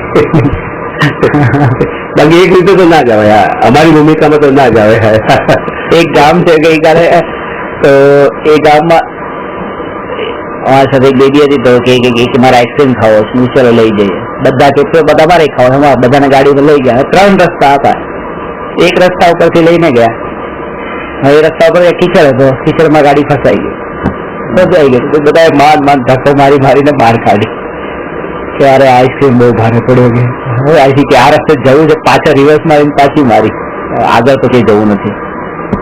બીજો રસ્તો પૂછ્યો કે બીજા રસ્તામાં ગયા, તો ત્યાંથી બહુ બધા રખી છે કે જો કોશિશ કરી આમાં નીકળી જશે, અહીંયા એટલું ઊંડું નહીં. એમાં ફસાણી, કેવા ફસાય તો 1 કલાક 1.25 કલાક સુધી અંદર પછી બહાર કાઢી. અને ત્રીજો રસ્તો હતો, પછી કોઈ કીધું ત્રીજો રસ્તો ત્યાં કઈ કીચડ નથી, બધા એ કીધું અમારે નથી ખવાય.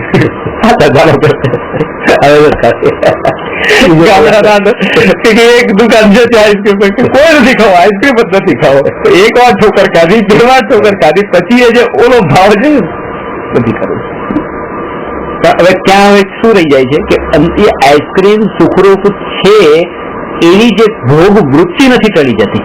હા બસ બસ એટલું થાય છે. એ ટાઈમ પૂરતા આપણે થઈ જાય છે. એ સમયમાં આઈસ્ક્રીમ આવતો હોય અહીંયા ઘર સુધી, તો પાછો ખાઈ જાય છે. એને આ દબાયેલો કસાઈ કહેવાય, કસાઈ દબાઈ ગયો, ઉપસમ કરે. પણ દબાઈ ગયો છે પણ બહુ સારું છે, કારણ કે જેને તીવ્ર હજી રુચિ છે તો ત્રીજા રસ્તાથી જાય. ગમે તેમ કરીને ખાવું જ છે મારે, કે એક વસ્તુ હોય ઠીક છે જવા દો. હવે જ્યાં દબાયેલો છે સામેથી આઈસ્ક્રીમ આવી જાય, હા, તો પાછો ઉભો થશે. પણ જયારે દબાયેલો છે ને એ સમયે ચિંતન કરતા કરતા કરતા પછી એમ કરે કે જો આ શું કર્યું, અને પછી આવે ને તો પણ ખાવાનો ભાવ ન ઉઠે એવું બની શકે. એટલે જેને એમ કહેવાય કે અત્યારે ભાવ આવતો તો તીવ્ર, અને એ સમય કે બસ મારે નથી ખાવું, એ કોશિશ નથી થઈ શકતી. પણ જયારે દબાઈ ગયો એ ભાવ, એ સમયે ચિંતન કરીને એ ભાવને દૂર કરી શકે છે.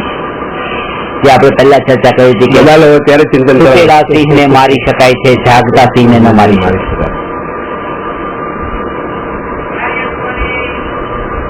ત્યાંથી વિરોધ ચાલે છે ને, એટલે તૂટેલો સિંહ એટલે પ્રતિકૂળતામાં જ હોય એ વસ્તુ. અનુકૂળતામાં તો સિંહ જાગેલો જ હોય. આ તો પ્રતિકૂળતા એના પતી ગયું બધું, હવે શાંતિ, હવે તો વિચારો ભોગ ભોગવ્યા પછી તો તમને વિચાર નહીં આવે.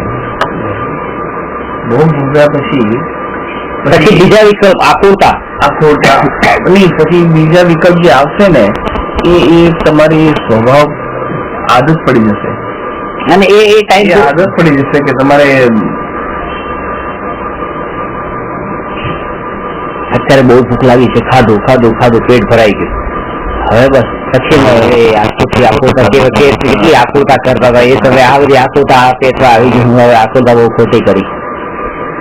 એ સમયે જે આ ભાવ આવે છે, આ ભાવ પછી આ ભાવે ટેમ્પરરી રહેવાનો છે, કારણ કે જે થોડું પેટ ખાલી થશે પાછું બાજુ હવે કે યાર પાછું મળી જાય. અને એ જયારે પેટમાં ખોરાક પડ્યો ત્યારે આ ચિંતન છોડી નથી દેવાનું, ચિંતન ચાલુ રાખવાનું છે. આથી માનો 7 વાગી ગયા, 7:30 વાગી ગયા, ધનસ તો થઈ ગયું, આપણે ભોગનો ઉદય થઈ ગયો અને આપણે જમી લીધું. એના પછી આપણે સમજો કદાચ ચિંતન કરીએ. હવે ચિંતન શું કરવું? ચિંતન આ શું ખાધું એ ખોટું કર્યું એમ નહીં. એ ટાઈમ તમારી પાસે એ જ ખરો ટાઈમ છે. હવે તમારે બીજામાં ડાયવર્ટ થવું હોય તો થઈ જાવ, અને એમાં હવે તમે એવા ડાયવર્ટ થઈને એંગ્રોસ થાવ કે હવે ભૂખ લાગે તમને ખબર ન પડે. એટલે કે અત્યારે મને બહુ ભૂખ લાગી છે અને આત્માની વાત સાંભળવા આમાં મન જ નથી લાગતું. હવે ખાઈ લીધું છે, હવે શાસ્ત્ર વાંચવા બેઠા, 1 પાનું વાંચ્યું, 2 પાના વાંચ્યા, હવે રસ એવો પડ્યો છે કે પેટમાં ભૂખ લાગે પણ ખબર જ નથી પડતી, આનો રસ એટલો ચડી ગયો છે એના કારણે. ભાઈ ખાલી પેટે જો આમાં વાંચવા મન જ નથી લાગતું. પેટ ભર્યા પછી આપણે શું કરવાનું છે કે એનું ચિંતન કરવાનું, કોઈ એવો વિષય શોધવાનો છે કે જેના અંદર રસ પડી જાય, જેથી કરીને બીજી જગ્યાએ મન પાછું ઉપયોગ ડાયવર્ટ ન થાય. એટલે શાસ્ત્રના સ્વાધ્યાયમાં ઉપયોગને જોડીને રાખવાનું કીધું. કે સવારે નાસ્તો કર્યા પછી દુકાને ગયા છે અને ભૂખ લાગે છે, તો ભૂખ લાગ્યા પછી દુકાનમાં જોડાઈ ગયા છે ને, ઘરે ઘરે બેઠા હો તો 11 વાગે ભૂખ લાગે તો ખાવાનું લાવ તમે કે, પણ ત્યાં બપોરનો 1 વાગ્યો ને 2 વાગ્યા તો પણ આ વેપાર થઈ રહ્યો છે. ભૂખ ઉપર દ્રષ્ટિ નથી જતી. 4-5 વાગ્યા સુધી પણ એ જ ચાલે. કહું છું ને, ભૂખ ઉપર દ્રષ્ટિ નથી જતી ને 7 વાગે ત્યારે જ ખબર પડે કે ઓહો દનસ તો થઈ ગયો ને, એ મારે ચાલો જમવું છે. તો આ ઊંધું થઈ ગયું છે. આ દિવસે જમી લઈએ, એના પછી જે ખેદ વર્તે કે નહીં આ ખોટું હતું ને આ ચલો આ એક મારી કર્યા હતી ને તો પછી એ સમયે રાત્રિ ભોજન, એ સમયે પછી એ કે આ પોતાની મનની નબળાઈ સંબંધિત જે પણ ગ્રંથો એ વાંચવા, એના ઉપર વિચાર કરવો, એ ટાઈપનું એ ટાઈમે એ સંસ્કાર દ્રઢ કરવાના છે. એમાં પછી કટ કરીને આમાં જોડવા. હા, અને એવા જીવના યોગમાં પછી રહીએ કે જે આ વ્રતાદિનું પાલન કરતા હોય તો વધારે સ્ટ્રોંગ મનોબળ મક્કમ થાય. સંગતિ જેવાની હોય પાછી કે જો રાત્રે 12 વાગે ફાઈટરમાં ખાતો હોય તો પછી નિમિત્તાધીન છે અમે લોકો. દરેક અજ્ઞાની નિયમથી નિમિત્તાધીન દ્રષ્ટિ વાળા હોય છે, અને એટલા માટે જ એને નિમિત્તમાં સદનિમિત્તમાં રહેવાનું કીધું છે. એની દ્રષ્ટિ નિમિત્તાધીન ન હોત તો પછી એમ કે ગમે તે નિમિત્તમાં રહે. 3 કસાઈ ચોકડીનો અભાવ કરેલા ભાવલિંગી સાધુ એ પણ સદનિમિત્તમાં રહે છે. 3 ચોકડી એટલે મને અનંતાનુબંધી, એક અનંતાનું અપ્રત્યાખ્યાનાવરણ અને પ્રત્યાખ્યાનાવરણ, ચોથી સંજ્વલ. એટલે અનંતાનુબંધી જ્યાં સુધી અનંતાનુબંધી ચોકડી હોય ત્યાં સુધી શું સ્થિતિ હોય છે એની? એકના કારણે બીજાને, બીજાના કારણે ત્રીજાને, એના પ્રત્યેના કશાય ભાવો થાય. રાગ ને કશાય બંને. કોઈ પણ રાગ કે દ્વેષ. તમારા પ્રત્યે એટલો મને તીવ્ર રાગ હોય કે હું તમારા પુત્રને જોઉં તો એના પ્રત્યે પણ એવો રાગ આવે. ઓળખાણ થતા ક્યાં તમારો પુત્ર છે, આમ બેઠો હોય ખબર ન, પણ એ ખબર પડી કે સતત જ રાગ થયો તમારા કારણે, કનેક્શન થી. અંદરમાં અંદરમાં એક આનંદની એક પર્યાય તો ઉછળી જ જાય કે તમારી ગાડીનો નંબર મને ખબર છે, તમારી ગાડી નીચે પડી છે, ચાલતા રસ્તામાં ગાડી જોતા એક આનંદ આવી ગયો, બસ નીકળી ગયા. એક આનંદ આવ્યો કે એમની ગાડી.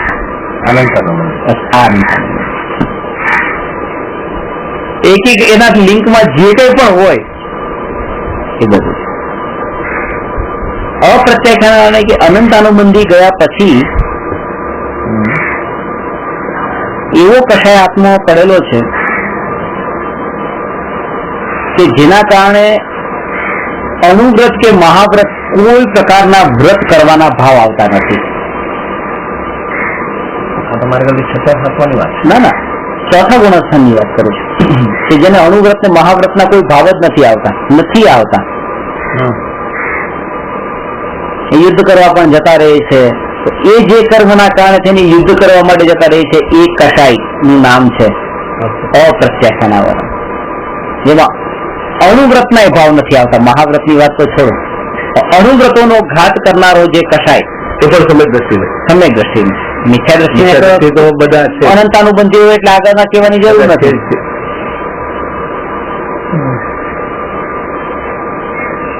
એને શું ત્યાં શું ભાવ હોય એને? યુદ્ધ કરવાનો ભાવ અત્યારે તથા વિચરે ઉદય પ્રયોગ, ઉદય અનુસાર એ વિચરણ કરે છે. એટલે યુદ્ધનો એલાન આ પોતે નથી કરતો, સામેવાળા. અને એ સમયે એક છોડી દે. ઘણી વખત તો એ કે અત્યારે શું કરવું ઉદય કર છોડી દે, જેવા ઉદય છે એમ થશે.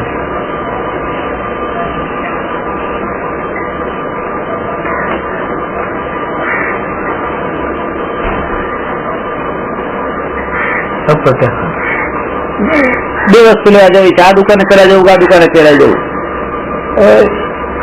જે વિચાર જે સમય આવે એ અનુસાર કરે છે. અમને ફોન નથી કરેલો, ફોન કરો વિચાર કરતી વિચાર આવ્યો. અંદરમાં એ છે કે આ ઘટના, આ ક્રિયા ન થઈ હોત તો શું થઈ જાત, એ કઈ ન થાત. થયું છે, એની પ્રાયોરિટી એટલી નથી. અહીંયા તો જેમ છે કે આ ન થયું હોત તો આ સગાને ખોટું લાગે તો આ સંબંધ ખરાબ થઈ જાત, એવા જે થાય એ નથી. આ વિકલ્પતા વજન કરે, બસ વિકલ્પ પૂરતી જ મર્યાદા છે પોતાની. બસ વિકલ્પ ઉઠે, આ ફોન કરે, બસ પતી ગયું. ઘણા લોકો જોયું છે એમનું વર્તન આમ સાફ વિરુદ્ધ હોય છે. ટેન્શન જ નથી, મનમાં આવી ગયું એમ તેમ ટેન્શન બોલી દીધું, મૂકી દીધું, પછી એકદમ ન્યુટ્રલ. એને ખબર જ નથી પડતી કે મેં આ બોલ્યું છે સામેવાળા શું અસર થયો હશે એના. ત્યાં પણ ખાલી આટલી જ એક જ માઇનસ પોઈન્ટ હોય છે કે સ્વરૂપની જાગૃતિ વગરની આ દશા છે. હા, જાગૃતિ વગર આ દશા પોસિબલ છે. આપણે એટલું એમ કહી શકાય કે જે આવું બધું કરતા હોય આમ કેટલા જોડાઈને જ કરતા એવું જરૂરી નથી. હા, નહીં, જરાય જોડાણ નથી. બોલી ગયા, પોતાના છોકરાને પણ ભૂલી ગયા, પોતાના વાઈફ ને પણ બોલી ગયા, ને બોલી પોતે એઝ એ નોર્મલ. અને બીજાનો કોઈ ફોન આવે એટલે પાછા એ ટ્રેક ઉપર હસતા અને મજા કરતા. આમ લાગે છે કે આ સ્થિતિ તો અમારામાં છે જ નહીં, ને આવી જોઈએ છે. કેવા સરળ સ્વભાવી છે, આટલો અહીંયા ગાળ બોલી દીધી, અહીંયા પાછા હસી ગયા, ત્યાર પછી અહીંયા એકદમ હસી ગયા ને ત્યાં એકદમ બોલી ગયા. હજી આપણને ઘા બોલ્યા પછી તો સરળ લાગે, પણ સરળમાંથી હજી ઘા બોલવા લાગે ને એમ લાગે કેવા છે, એમ લાગે. અચ્છા, એના પછી પાછા નોર્મલ. પાછી હસવામાં એક સેકન્ડ ના લાગે, પાછી હસવામાં એક સેકન્ડ નહીં લાગે. આપણને લાગે કે આનું જોડાણ નથી. આ બીજાની વાત નથી કરતા, અમારે વાઈફ ની વાત પણ આવી છે. એ નિર્લેપ છે ને, આપણે કોઈની સાથે એને ગમતું પણ નથી, નહીં બધાને સંબંધ નથી રાખવા. આપણે કોઈની જોડે બધાને સંબંધ રાખીશું તો આપણે જ દુઃખી થઈશું. હવે એ વસ્તુ એ આ પણ એક શ્રદ્ધામાં બેસી જાય ને કે સંબંધો જે છે એ દુઃખી કરનાર છે. આપણે હંમેશા એ કોશિશ કરીએ છીએ. આપણે પેલા કેવું ને કે આપણે ધ્યાન રાખીએ કે તો તમારા અને મારા વચ્ચે સંબંધ છે ખરાબ ન થાય, પૂરેપૂરું ધ્યાન રાખવાનું, દ્વેષ ન થઈ જાય. પણ દ્વેષ માટેની જેટલી જાગૃતિ રાખીએ છીએ એટલી જાગૃતિ રાગ માટે કે આ સગા સાથે મારો દ્વેષ ભાવ નથી જાય, લાઈક ફોન કરી દો. આ ફોન કરીને રાગ થઈ રહ્યો છે એ ખબર પણ નથી પડતી. તો રાગ જોઈએ છે એટલે દ્વેષ ઉપર. હા, એટલા માટે દ્વેષને ટાળવાનો આ ઉપાય છે. રાગનું પોષણ કરવું છે. એક મારે કહેવાનો મતલબ કે આ જીવને, આ વ્યક્તિ જે વર્તન કરે એમાં ઘણી વખત આપણને લાગતું હોય કે નહીં આના કરતા અમે લોકો પાપી છે. અને એટલા માટે એનો વિચાર પછી નહીં કરો. બહુ વિચાર કરો ને તમે તો પછી એમ લાગે કે લાવ કંઈક કરવાનો ભાવ ત્યારે જ જ્યારે તમે વિચાર કરો. વિચાર પણ નહીં કરો તો પછી કઈ નથી થતું. નહીં, પણ વિચાર તો આમ તો આવતો જ હોય કે નહીં આ નિર્લેપ છે. ના, પોતે માનો કે કોઈ ઘટના માટેનો કોઈ કામ કરવાનો વિચાર આવ્યો તો એ વિચારથી જ તે પછી બધા કશાયો ચાલુ થાય છે. એનો વિચાર છોડી દીધો તો કઈ નહીં થાય. આ સગા માટે મારે આટલું કઈક ભલું કરવાની ઈચ્છા છે, હવે શું કરવું, આમ કરવું તેમ કરવું, મારી પાસે કેટલા બીજા કામ છે કે નહીં, એમ મારા પોતાના કામ બાકી છે. હું સગાના કામ કરવાનો વિચાર કરું છું, મારા પોતાના કામ બાકી છે. હું શિષ્યના કામ કરવાનો વિચાર કરું છું, મારું પોતાનું કામ બાકી છે. એમ કરીને દ્રષ્ટિ સ્વ સન્મુખ કરે.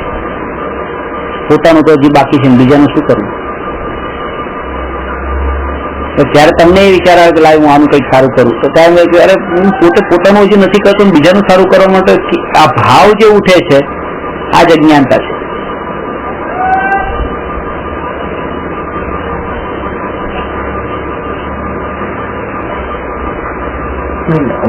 મારો પ્રશ્ન જે હતો ને કઈ ગયો યાર, વિચરે ઉદય પ્રયોગ. હા, એ જે છે ને એ જેવી રીતે વિચરે છે ત્યાં કઈ નિર્લેપ નથી દેખાતો, લેપ નથી દેખાતો, એટલે કોઈમાં જોડાણ નથી. આમ જોવા જાવ તો આવું આપણે થવું છે, પણ એની સાથે જાગૃતિ વાત છે. એવું થવું છે, પણ આવું એકલા થઈ જવામાં પણ કશાયોની મનતા છે ને એમાં સંતોષ છે. પાછો સંતોષ મનાઈ જાય છે ધર્મની સાધના કરીએ એટલે કે બસ દરેક સ્થિતિમાં જેમ છે એમ ઉદય અનુસારે રહે છે બધે. સંતોષ ન. આ ઉદય અનુસાર રહેવાની તમારી સ્થિતિ આવી, પણ હવે તમે એમાં કેટલા જાગૃત રહો છો? તમારી પાસે આધાર શું કે ઉદય અનુસારે વિચરો છો? આધાર તો હોવો જોઈએ ને ઉદય અનુસારે વિચરણ કરવાનો. તો એ આધાર આત્મા છે કે આત્માને લક્ષમાં રાખીને ઉદય અનુસારે વિચરણ કરે છે. એની પાસે પાવર છે. એમની પાસે એ આત્મલક્ષ્ય નથી, આત્મલક્ષ્ય નથી. એટલે એ ઉદય માનો કે એ રાજા પણ પોતાના હાથમાં બંદૂક લઈને નીકળ્યા અને જંગલમાં શિકાર કરવા નીકળે છે. કઈ બાજુ? આ બાજુ જવું, આ બાજુ જવું, કોઈ ઠેકાણું નહીં, ગમે તે બાજુ શિકાર કરવા જાય છે. તો એ ફરે છે તો એને ભય નથી, નિર્ભય થઈને ફરે છે. કેમ? કારણ કે એની પાસે માને છે કે મારી પાસે પાવર છે, તો એક વસ્તુનો પાવર લઈને ગમે ત્યાં ફરે ને ગમે તે રીતે વર્તે. તો આત્માનો એક આધાર હોય અને એ આત્માના આશ્રય પછી એ ગમે તે રીતે વર્તે. દુકાનદારી પણ કરે, સગાવાળાને ત્યાં પણ જાય, બધો વ્યવહાર કરે, પણ એ આશ્રય એનો એ હોવો જોઈએ. જો એ આશ્રય જો એક પળ માટે છૂટી ગયો તો પછી ત્યાં એ વ્યવહાર જે એને કહે છે કે ઉદય અનુસાર વિચારવું કહે છે નહીં થાય, એ ભળવાનું થશે ને એ દુઃખ થશે. એટલે મિથ્યા ગણીને આત્માનું લક્ષ નહીં હોય ને. એટલે આત્માના લક્ષ્ય તો એટલે આ જ્ઞાનીના લક્ષણ કીધા છે. તો આત્મજ્ઞાન આપણી ભૂમિકામાં હોતું જ નથી. આત્મજ્ઞાન સમદર્શિતા વિચરે ઉદય પ્રયોગ અપૂર્વ વાણી પરમશ્રુત સદગુરુ લક્ષણ યોગ્ય. આ સદગુરુના લક્ષણો છે, અજ્ઞાનીના નહીં, ગુરુના લક્ષણ છે. સદગુરુ આપણે જે વિચારી રહ્યા છે કદાચ આપણે ઉદયમાં ભળીને વિચારીએ છીએ અને એનો અહેસાસ પણ નથી થતો કે ક્યાં ક્યાં ભળી રહ્યા છે. એટલે આપણને તેમ જ લાગે ઉદય અનુસાર વિચારી છે. આમ તો બધા જ ઉદય અનુસાર જ વિચારી રહ્યા છે. ઉદય અનુસાર કે જવાનો વિચાર આવ્યો એટલે જ્ઞાન, આવવાનો વિચાર આવ્યો એટલે આવ્યા, ઉદય અનુસાર જ વિચાર્યા છે. અંદરમાં નહીં રહ્યા તમે. બસ સ્વની જાગૃતિ અને સ્વનો આશ્રય લઈને ઉદયને જાણવો. ઉદયને જાણે છે, ઉદયના કરતા નથી બનતા. કે મારે આમ જવાનું થયું, ત્યાંથી અહીંયા આવવાનું થયું તો કોણ લઈ ગયું? એમને મને આમંત્રણ આપ્યું હતું એટલે ત્યાં ગયા, તો પછી ઘરે પાછા આવ્યા કારણ કે પત્નીને કામ હતું, ઘરે પાછા આવ્યા. એમ નહીં, ઉદય એવો હતો એટલે ત્યાં ગયા, ઉદય એવો હતો એટલે અહીંયા આવ્યા. ઉદય ઉપર છોડી દે છે એટલે પત્નીને કે કોઈ બીજાને વચ્ચે લાવતા નથી. એનું નામ વિચરે ઉદય પ્રયોગ.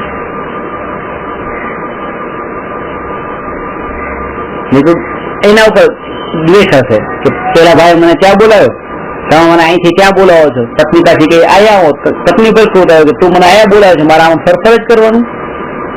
જાણે છે કે આ ઉદય છે, એ ઉદય ઉદય પર ક્રોધ કરો. ઉદય તું આવું શું કરે છે બધું? નહીં, ઉદય ઉપર ક્રોધ નથી, કારણ કે ઉદય ક્યારે આવ્યા કે મેં જ કરેલા હતા, એ જ આવ્યા છે, ત્યાં કામ થઈ જાય છે. તમારા હાથમાં આ વસ્તુ તૂટે એમાં તમને જે ક્રોધ, ભલે મને ભૂલથી હાથ લાગ્યો છે અને મારે ભૂલથી લાગે અને પડે, તો તમે એટલું કીધું આ જોઈને તો કરવું છે ને, તમારે આમ તો કરવું છે ને, પોતે ત્યારે શું થાય આ થવાનું થઈ ગયું, એનું સમાધાન બુદ્ધિ થઈ ગયું. આમ આપણું હોય કે બુદ્ધિ થઈ ગયું. પોતે જયારે કરતા બની જઈએ છે ત્યારે પછી કસાઈ રહેતો નથી. એવી રીતે કર્મ ઉપર પણ કે આ કર્મ મારા જ કરેલા છે, આમાં કોઈ બીજું નથી, ત્યારે પછી એ કર્મ પર ક્રોધ નથી આવતો અને બધું કર્મથી થઈ રહ્યું છે, જાગૃતિ રહી.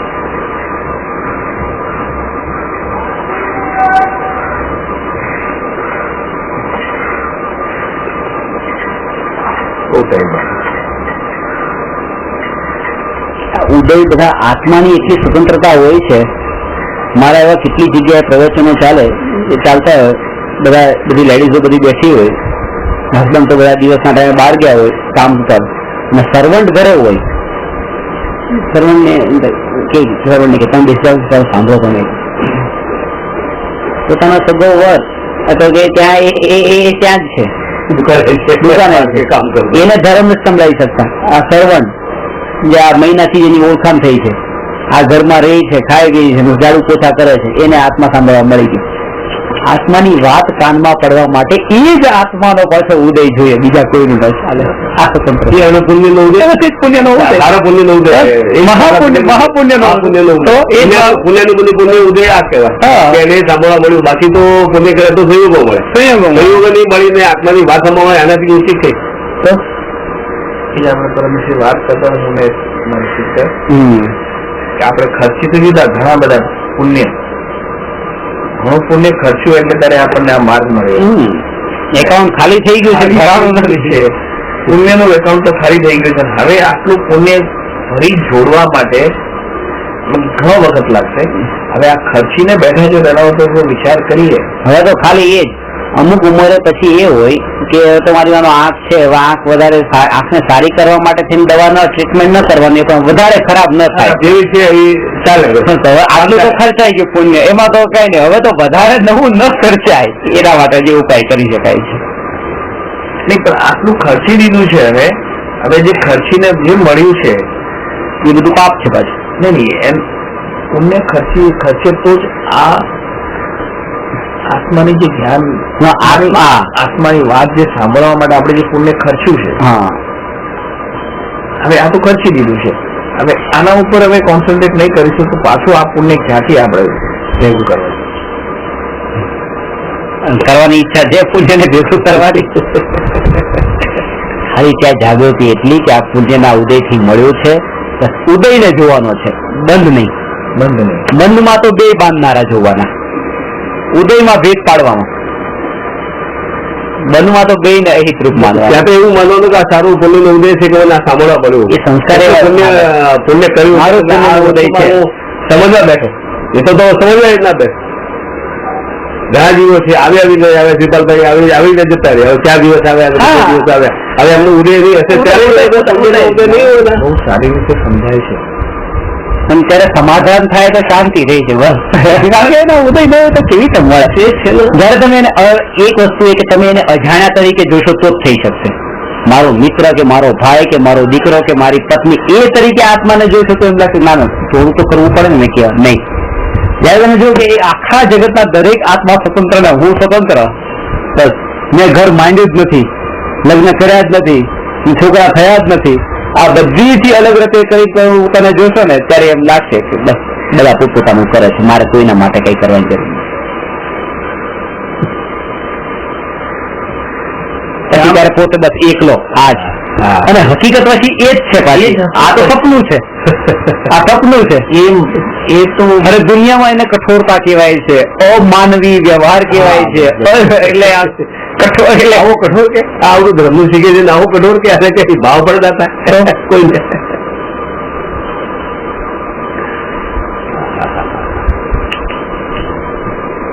એટલે પછી એનો વિચાર છોડી દેવાનો. વિચાર પછી એનું કોણ કરશે?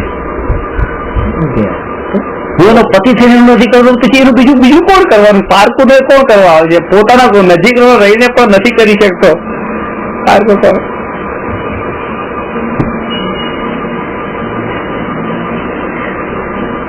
હું તો ઘણી વખત આ કહું છું, આદિનાથ ભગવાનના સમોસરણમાં મારીચી પણ હતા ને, સાંભળતા જ હતા.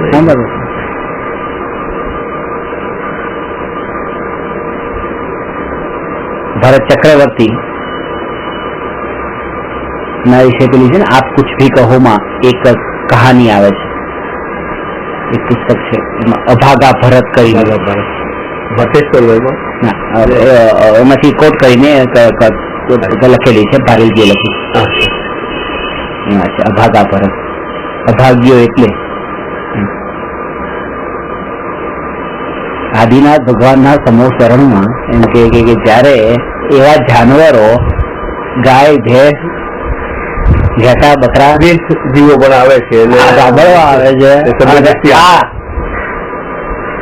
ચક્રવર્તી એ ભગવાનની વાણી સાંભળવાથી વંચિત રહી જાય છે. શું કરે છે? યુદ્ધની તૈયારી કરે છે. નવા પાડે છે, યુદ્ધ તૈયારો કરે છે, છોકરાઓ થાય છે. 6 ખંડે જીતવા અરે વાણી ત્યાં નીકળી રહી છે આમના. વિચાર કરો તમે ત્યાં ઘરે ચાકુ સજાવતા હો અને તમારા પપ્પા ક્યાંક પ્રવચન આપતા હોય તો આને બીજા લોકો એને સાંભળતા હોય તો આને કેટલો ભાગ્ય. કઈ નહીં, અકર્તા છે, નથી કરી શકતા. આ સિદ્ધાંત ઉપરથી હળવા થઈ જવાય છે. બસ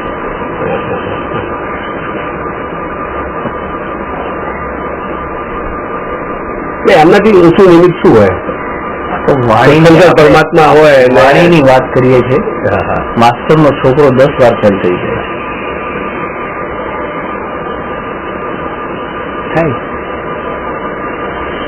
મોટા ભાગે અમારામાં લખ્યું છે પંચોના દીકરા લોફર નીકળે. લોફર જ હોય મોટા ભાગે. એટલે મેં કેટલા એક્ઝામ્પલ જોયા. ગામની પંચાયતી કરતા હોય ઘરના છોકરા એના પંચ થયા પાછા એ પેલા લોફર જ હતા, પાછા લોફર માંથી પંચ થયા છે. હા અત્યારે લોફર છે ને આગળ પંચ થવાના છે, પરંપરાની ચાલતી હોય છે. એટલે એક વ્યક્તિમાં પણ ક્યારેક કેવું ને ક્યારેક કેવું એમ બે આત્મામાં તો છોડો. લોફર થાય એ જ પંચ થઈ શકે. અનુભવ જોઈએ ને આટલો. લોકોનો મગજમાંથી માથાકૂટ કરવાનો વિચાર હોય એ જ કરી શકે, પછી બાકી કોણ કરે? એટલે હવે કઈક ગોંડો થઈ શકે એ જ નેતા થઈ શકે એમ કે પેલું ગુંડાગીરી, પેલું નેતાગીરી, પેલું પગથી ગુંડાગીરી. તમારે આગળ કોઈ ધંધો શીખવો હોય તો એ ધંધાની આખું નોલેજ, પ્રેક્ટિકલ બધું જ જોઈએ. જેમ કે ચોરને સજા આપવા માટે ચોરના બધા લક્ષણો વાંચવા પડે, સમજવા પડે.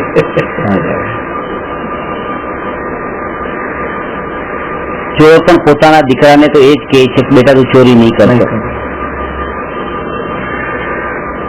એટલે ચોરી કરનાર પણ ચોરી કરવાનો ઉપદેશ નથી આપતો, તેમ છતાંય દીકરો ચોર બને. આ એની સ્વતંત્રતા. તો કયો મા બાપ ચાહે કે અમારા છોકરા ખરાબ થાય? ખરાબ ચોરે નથી કે ચોર નથી એ તો ઉપદેશ આપે જ નહીં, એવો પણ ચોરે આવો ઉપદેશ ના આપે. તો ઘણા લોકો તો પોતાના છોકરાને દૂર રાખતો, આવા ધંધા કરતો હોય તો દૂર રાખે. તું ભાઈ આ ધંધામાં ના પડતું, તું જુદો જ રહે અમારાથી. છતાંય છોકરો ધંધો જ કરે. હવે જેવું છે હવે પપ્પાની ભૂલ કાઢે, તમે આ નથી કરી શક્યા, લાવ હું આ કરીને બતાવું. તમે આવું કેમ નહીં કર્યું? એ પપ્પાની નબળાઈ સમજે કે પપ્પા આ ચોરી કેમ નહીં કરી શક્યા, ઇન્કમ ટેક્સ ની કરી, સેલ ટેક્સ ની કરી, પણ આ કેમ નહીં કરી? બધું વસ્તુનું સ્વતંત્રતા છે, કોઈ કોઈનું. આ સ્વતંત્રતા સમજમાં આવતા જ તે પોતે બોધ માથા ઉપરનો બોજો નીચે ઉતરી જાય છે. બસ મારે કરવાનું કઈ રહેતું નથી હવે. અને આ અંતરની જ પ્રક્રિયા છે. આ બહારમાં બીજાને કહેવા માટે જવાનું નથી કે મારે તમારા માટે કઈ કહેવાનું રહેતું નથી, કરવાનું રહ્યું નહીં, આમ કોઈને બોલવાનું જ નહીં. આ વાત ક્યાંય નહીં બોલવાની. અને એક સમય માટે પણ એને બોલવાની નહીં ને એક સમય માટે એને ભૂલવાની નહીં. અંદરમાં નિરંતર યાદ રાખવાની અને વચનમાં કોઈને બોલવાની.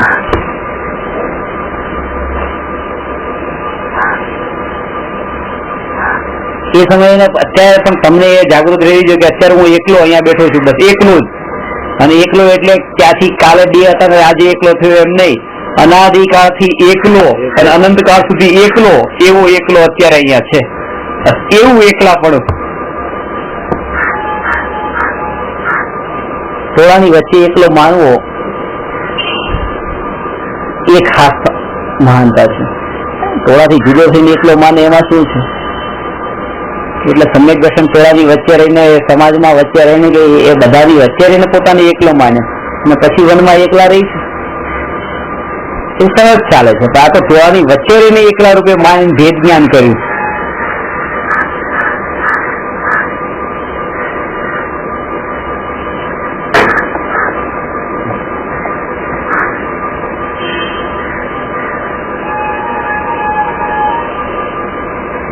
ગઈકાલે શંખેશ્વરમાં હતું, આપણે પૂજા થઈ ગયેલી અમારી. અચ્છા. પૂજા થઈને આંબીલ હતું, ફરી મંદિર ગયો. જોયું ત્યારે બધા લોકો આમ ભાવ વગર આમ ભાગમ ભાગ. 5 વાગ્યા હતા, મારે પૂજા કરવી છે, એમ છે તેમ છે. કોઈ પાછળનો દરવાજો ખોલે, કોઈ આ દરવાજે જાય, કોઈ દરવાજો બંધ કરેલો નોક કરે છે ફરીથી મારે અંદર આવે છે. એટલે ક્યાંય અંદરની માન્યતા એવી પડેલી હોય, બસ ક્રિયાથી પણ એ કઈક ખાલી ક્રિયા ઉપર દ્રષ્ટિ, ખાલી ક્રિયા પડાપડી કેવી થતી હોય છે. ત્યાં તમે આ જો પૂજારીને પૈસા આપતા હોય છે, કોઈ તો રીતે પૈસા આપીને પૂજા કરે, અંદર જાય હોય બધું. પાછું હવે પોતે કેટલી વાર કરે, પાછું આવીને પાછળ અડધો કલાક હતો. ખરેખર એટલે કે બધા આ પૂજા પૂજા પ્રત્યેનો કોઈ દ્વેષભાવ નથી લાવવાનો, પણ આ રીતે કઈ રીતે હોય, આ શું છે બધું, આ કેમ દ્વેષ ભાવ નથી. પૂજા જોયું મેં ગઈકાલે, મને આ સ્વરૂપ એટલે મોટા ભાગે લોકો ક્રિયામાં આ ભાવના ઉપર જે છે એ વાત કોઈને સમજાતી જ નથી. દોસ્તદાર છે, મારા બે દોસ્તદાર છે, એટલે જ કે મેં કીધું ને કહેવાનું બધી સમજણ પડે છે. એટલે સમજે ને, પણ એ તો આપણી ચકાશે, એ ઓપન ચકાશે છે, એને સમજણ પડે છે વસ્તુની, પણ ખબર નથી એ એ જ વાત કરીએ ને આપણે કે બહુ રસગુલ્લા બહુ પડ્યા છે એમ છે તેમ છે, પણ ચાખવાનો ભાવ નથી. અને એટલા માટે એ કીધું કે આવા નિમિત્તોથી દૂર રહો. સદનિમિત્તો બીજા કેટલાય છે, પણ એ પછી અંદર પછી ઊંડે પડેલું હોય.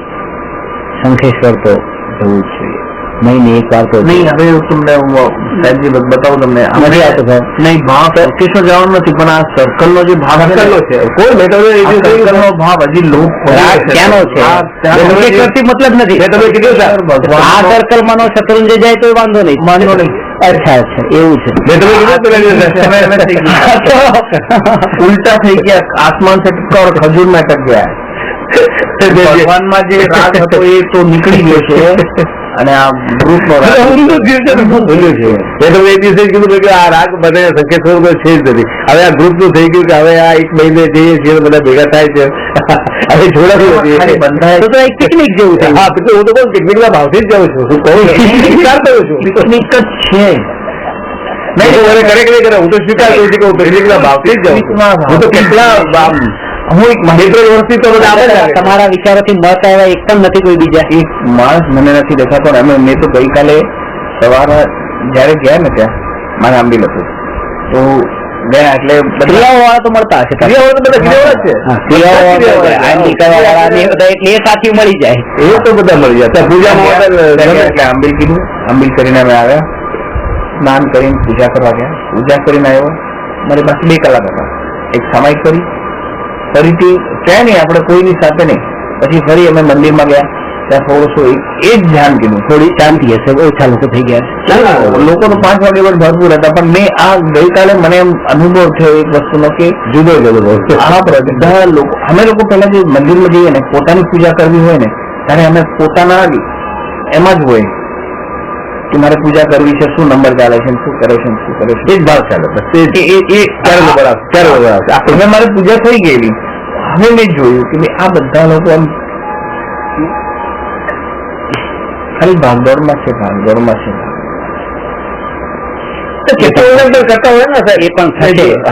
તમારી જ્યાં સુધી એવી હોનહાર લખાયેલી છે તમે પુરુષાર્થ એક તમારા ઉપર ધ્યાનમાં આવે છે. એ બહુ છે ને ધ્યાનમાં તો આવે છે. દોડ ખોટી છે. તમે કરી આ દોડ ખોટી છે કે આ દોડ ખોટી. દર મહિને એક વાર જાઓ છો તો એમ કરો કે 1 મહિને છોડીને 1 મહિને છે. મેં કરી દીધું હતું વચમાં. લોકો નથી કરવા દરેક ના ફોન એને કહીએ છીએ દબડાય કે લોકો નથી કરવા દેતા, એ દબડાય. સદનિમિત્ત નથી એ નિમિત્ત છે જ નહીં. કેટલી વાર એમ પણ કહી શકો કે બીજું એક ગ્રુપ અમે આવી છે, બીજું એ ટાઈમે તમારે જવું જ છે તો દર મહિને જાઓ, પણ તમે કોઈ હવે એવી રીતે જાઓ કે એકલા જતા રહ્યો કે. મેં 2-3 વાર કોશિશ કરી સાહેબજી કે મેં ચાલો આપણે ફોન ને જઈએ, બીજા દિવસે તમે એક દિવસ મહિને ગોઠવો ગજપંથા પહાડ ઉપર જઈને બેસી સાધના કરો, તમે જોયો વનગન તો આપણે ગયા તો એ શરૂઆત પહેલી ટાઈમ હતો કે ક્યાંક આમ કઈ લાગ્યું કે કઈ જાય છે. ખરેખર ત્યાં જોતા ત્યાં ઉપર પહાડ ચડીને જાય ઉપર જે સ્થિરતામાં જે ભાવ, કોઈ લોકોના ટોળા નહીં, કઈ નહીં, ને જે એકાંત ને જે સાધના ખબર પડે.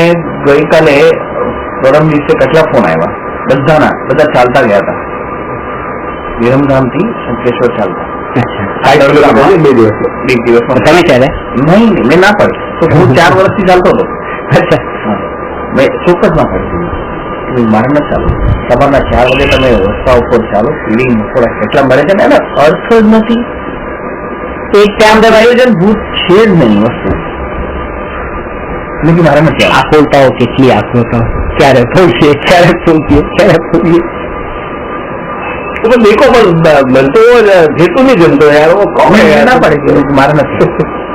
કેમ નથી? રાત્રે ચાલવાનું હોય પણ તમારે 45 કિલોમીટર ચાલો.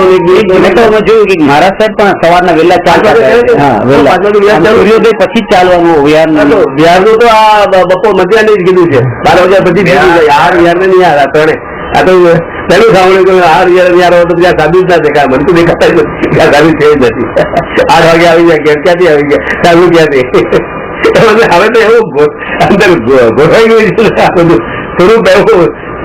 પણ હવે છે ને એક વસ્તુ તમને કહું ને, આપણી પાસે સમય બહુ ઓછો છે, અને એટલા માટે આ વાતના ઉપર વારંવાર હવે વિચાર કરજો. આ 24 કલાક કાલે મૌન રહેશે, સમય બહુ ઓછો છે, આમાં આ નિર્ણય લેવો બહુ જલ્દી જરૂરી છે. આવી સંગતિથી તો પેલા બચવું પડશે. સંગતિ નીકળી જશે, હું તો નીકળી જઈશ. હા, મને હવે ગઈકાલે બધા એક જ ગ્રુપમાં છે. હા બનતા. અચ્છા એકચ્યુઅલી તો આ ગ્રુપ થી તો અહીંયા આવ્યા છે તો આ ગ્રુપ થી જ આવે છે. રવિભાઈ નું ગ્રુપ છે ને હું તો ગમે તે હશે. એમની વાતમાં અમે જયારે ટ્રેનમાં બેસતા હતા ને એમની વાતમાં કંઈક આત્મા ટચ થતી જ હતી. એ તમને કીધું ને, ભાગીદાર એવા જ મળે છે ને, જે આગળ જઈને આવું મળવાનું એ જ એકબીજાના નિમિત્ત થઈ જાય.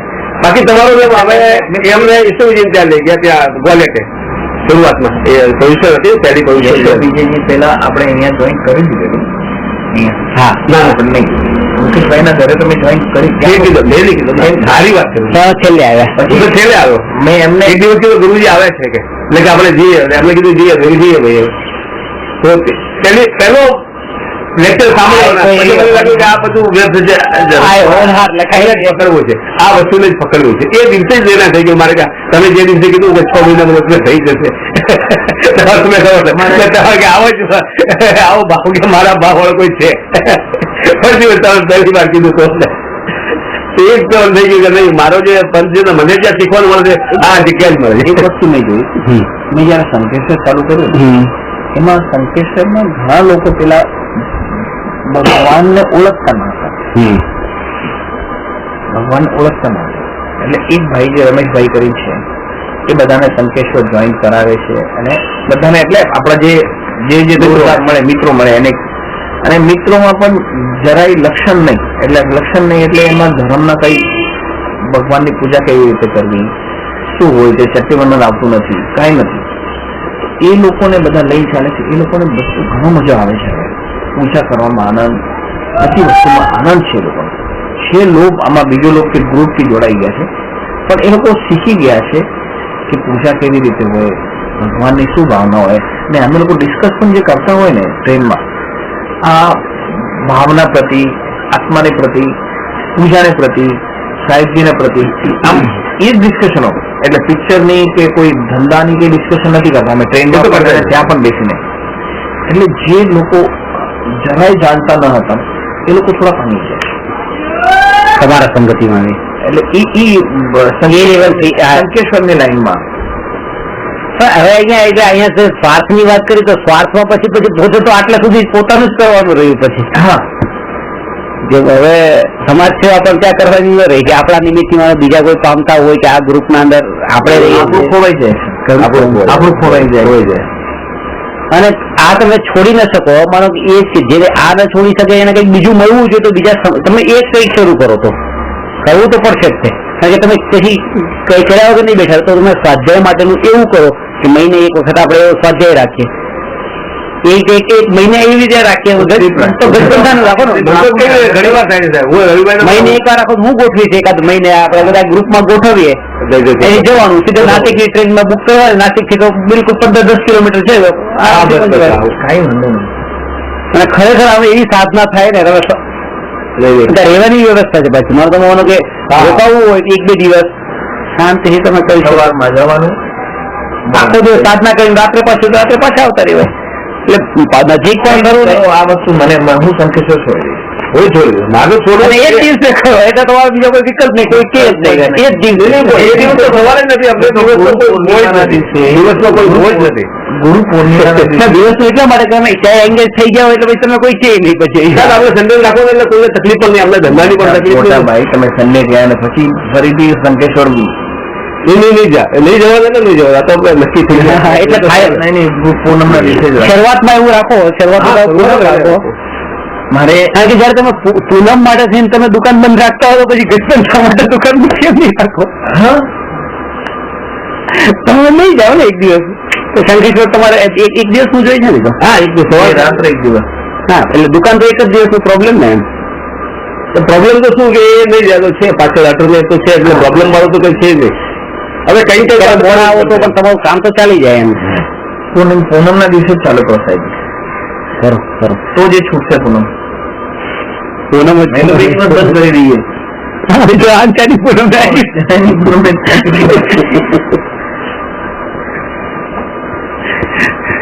કરી ગઈ પૂનમ તો ગઈકાલે જ ગઈ એટલે તમે અચ્છા અને હું એક પૂર્ણિમા ત્યાં હતો, ગુરુ પૂર્ણિમા, આપણે શ્રીમદ રાયચંદ્રનું જે છે આવતી પૂનમ નું જો તમે જો કઈ તારીખ કઈ રીતે આવે છે તમને બતાવો તો ત્યાં નવકારગંજ. નમો અરહંતાણમ નમો સિદ્ધાણમ નમો આયરિયાણમ નમો ઉવજ્જાયાણમ નમો લોએ સૌવસાહૂણમ.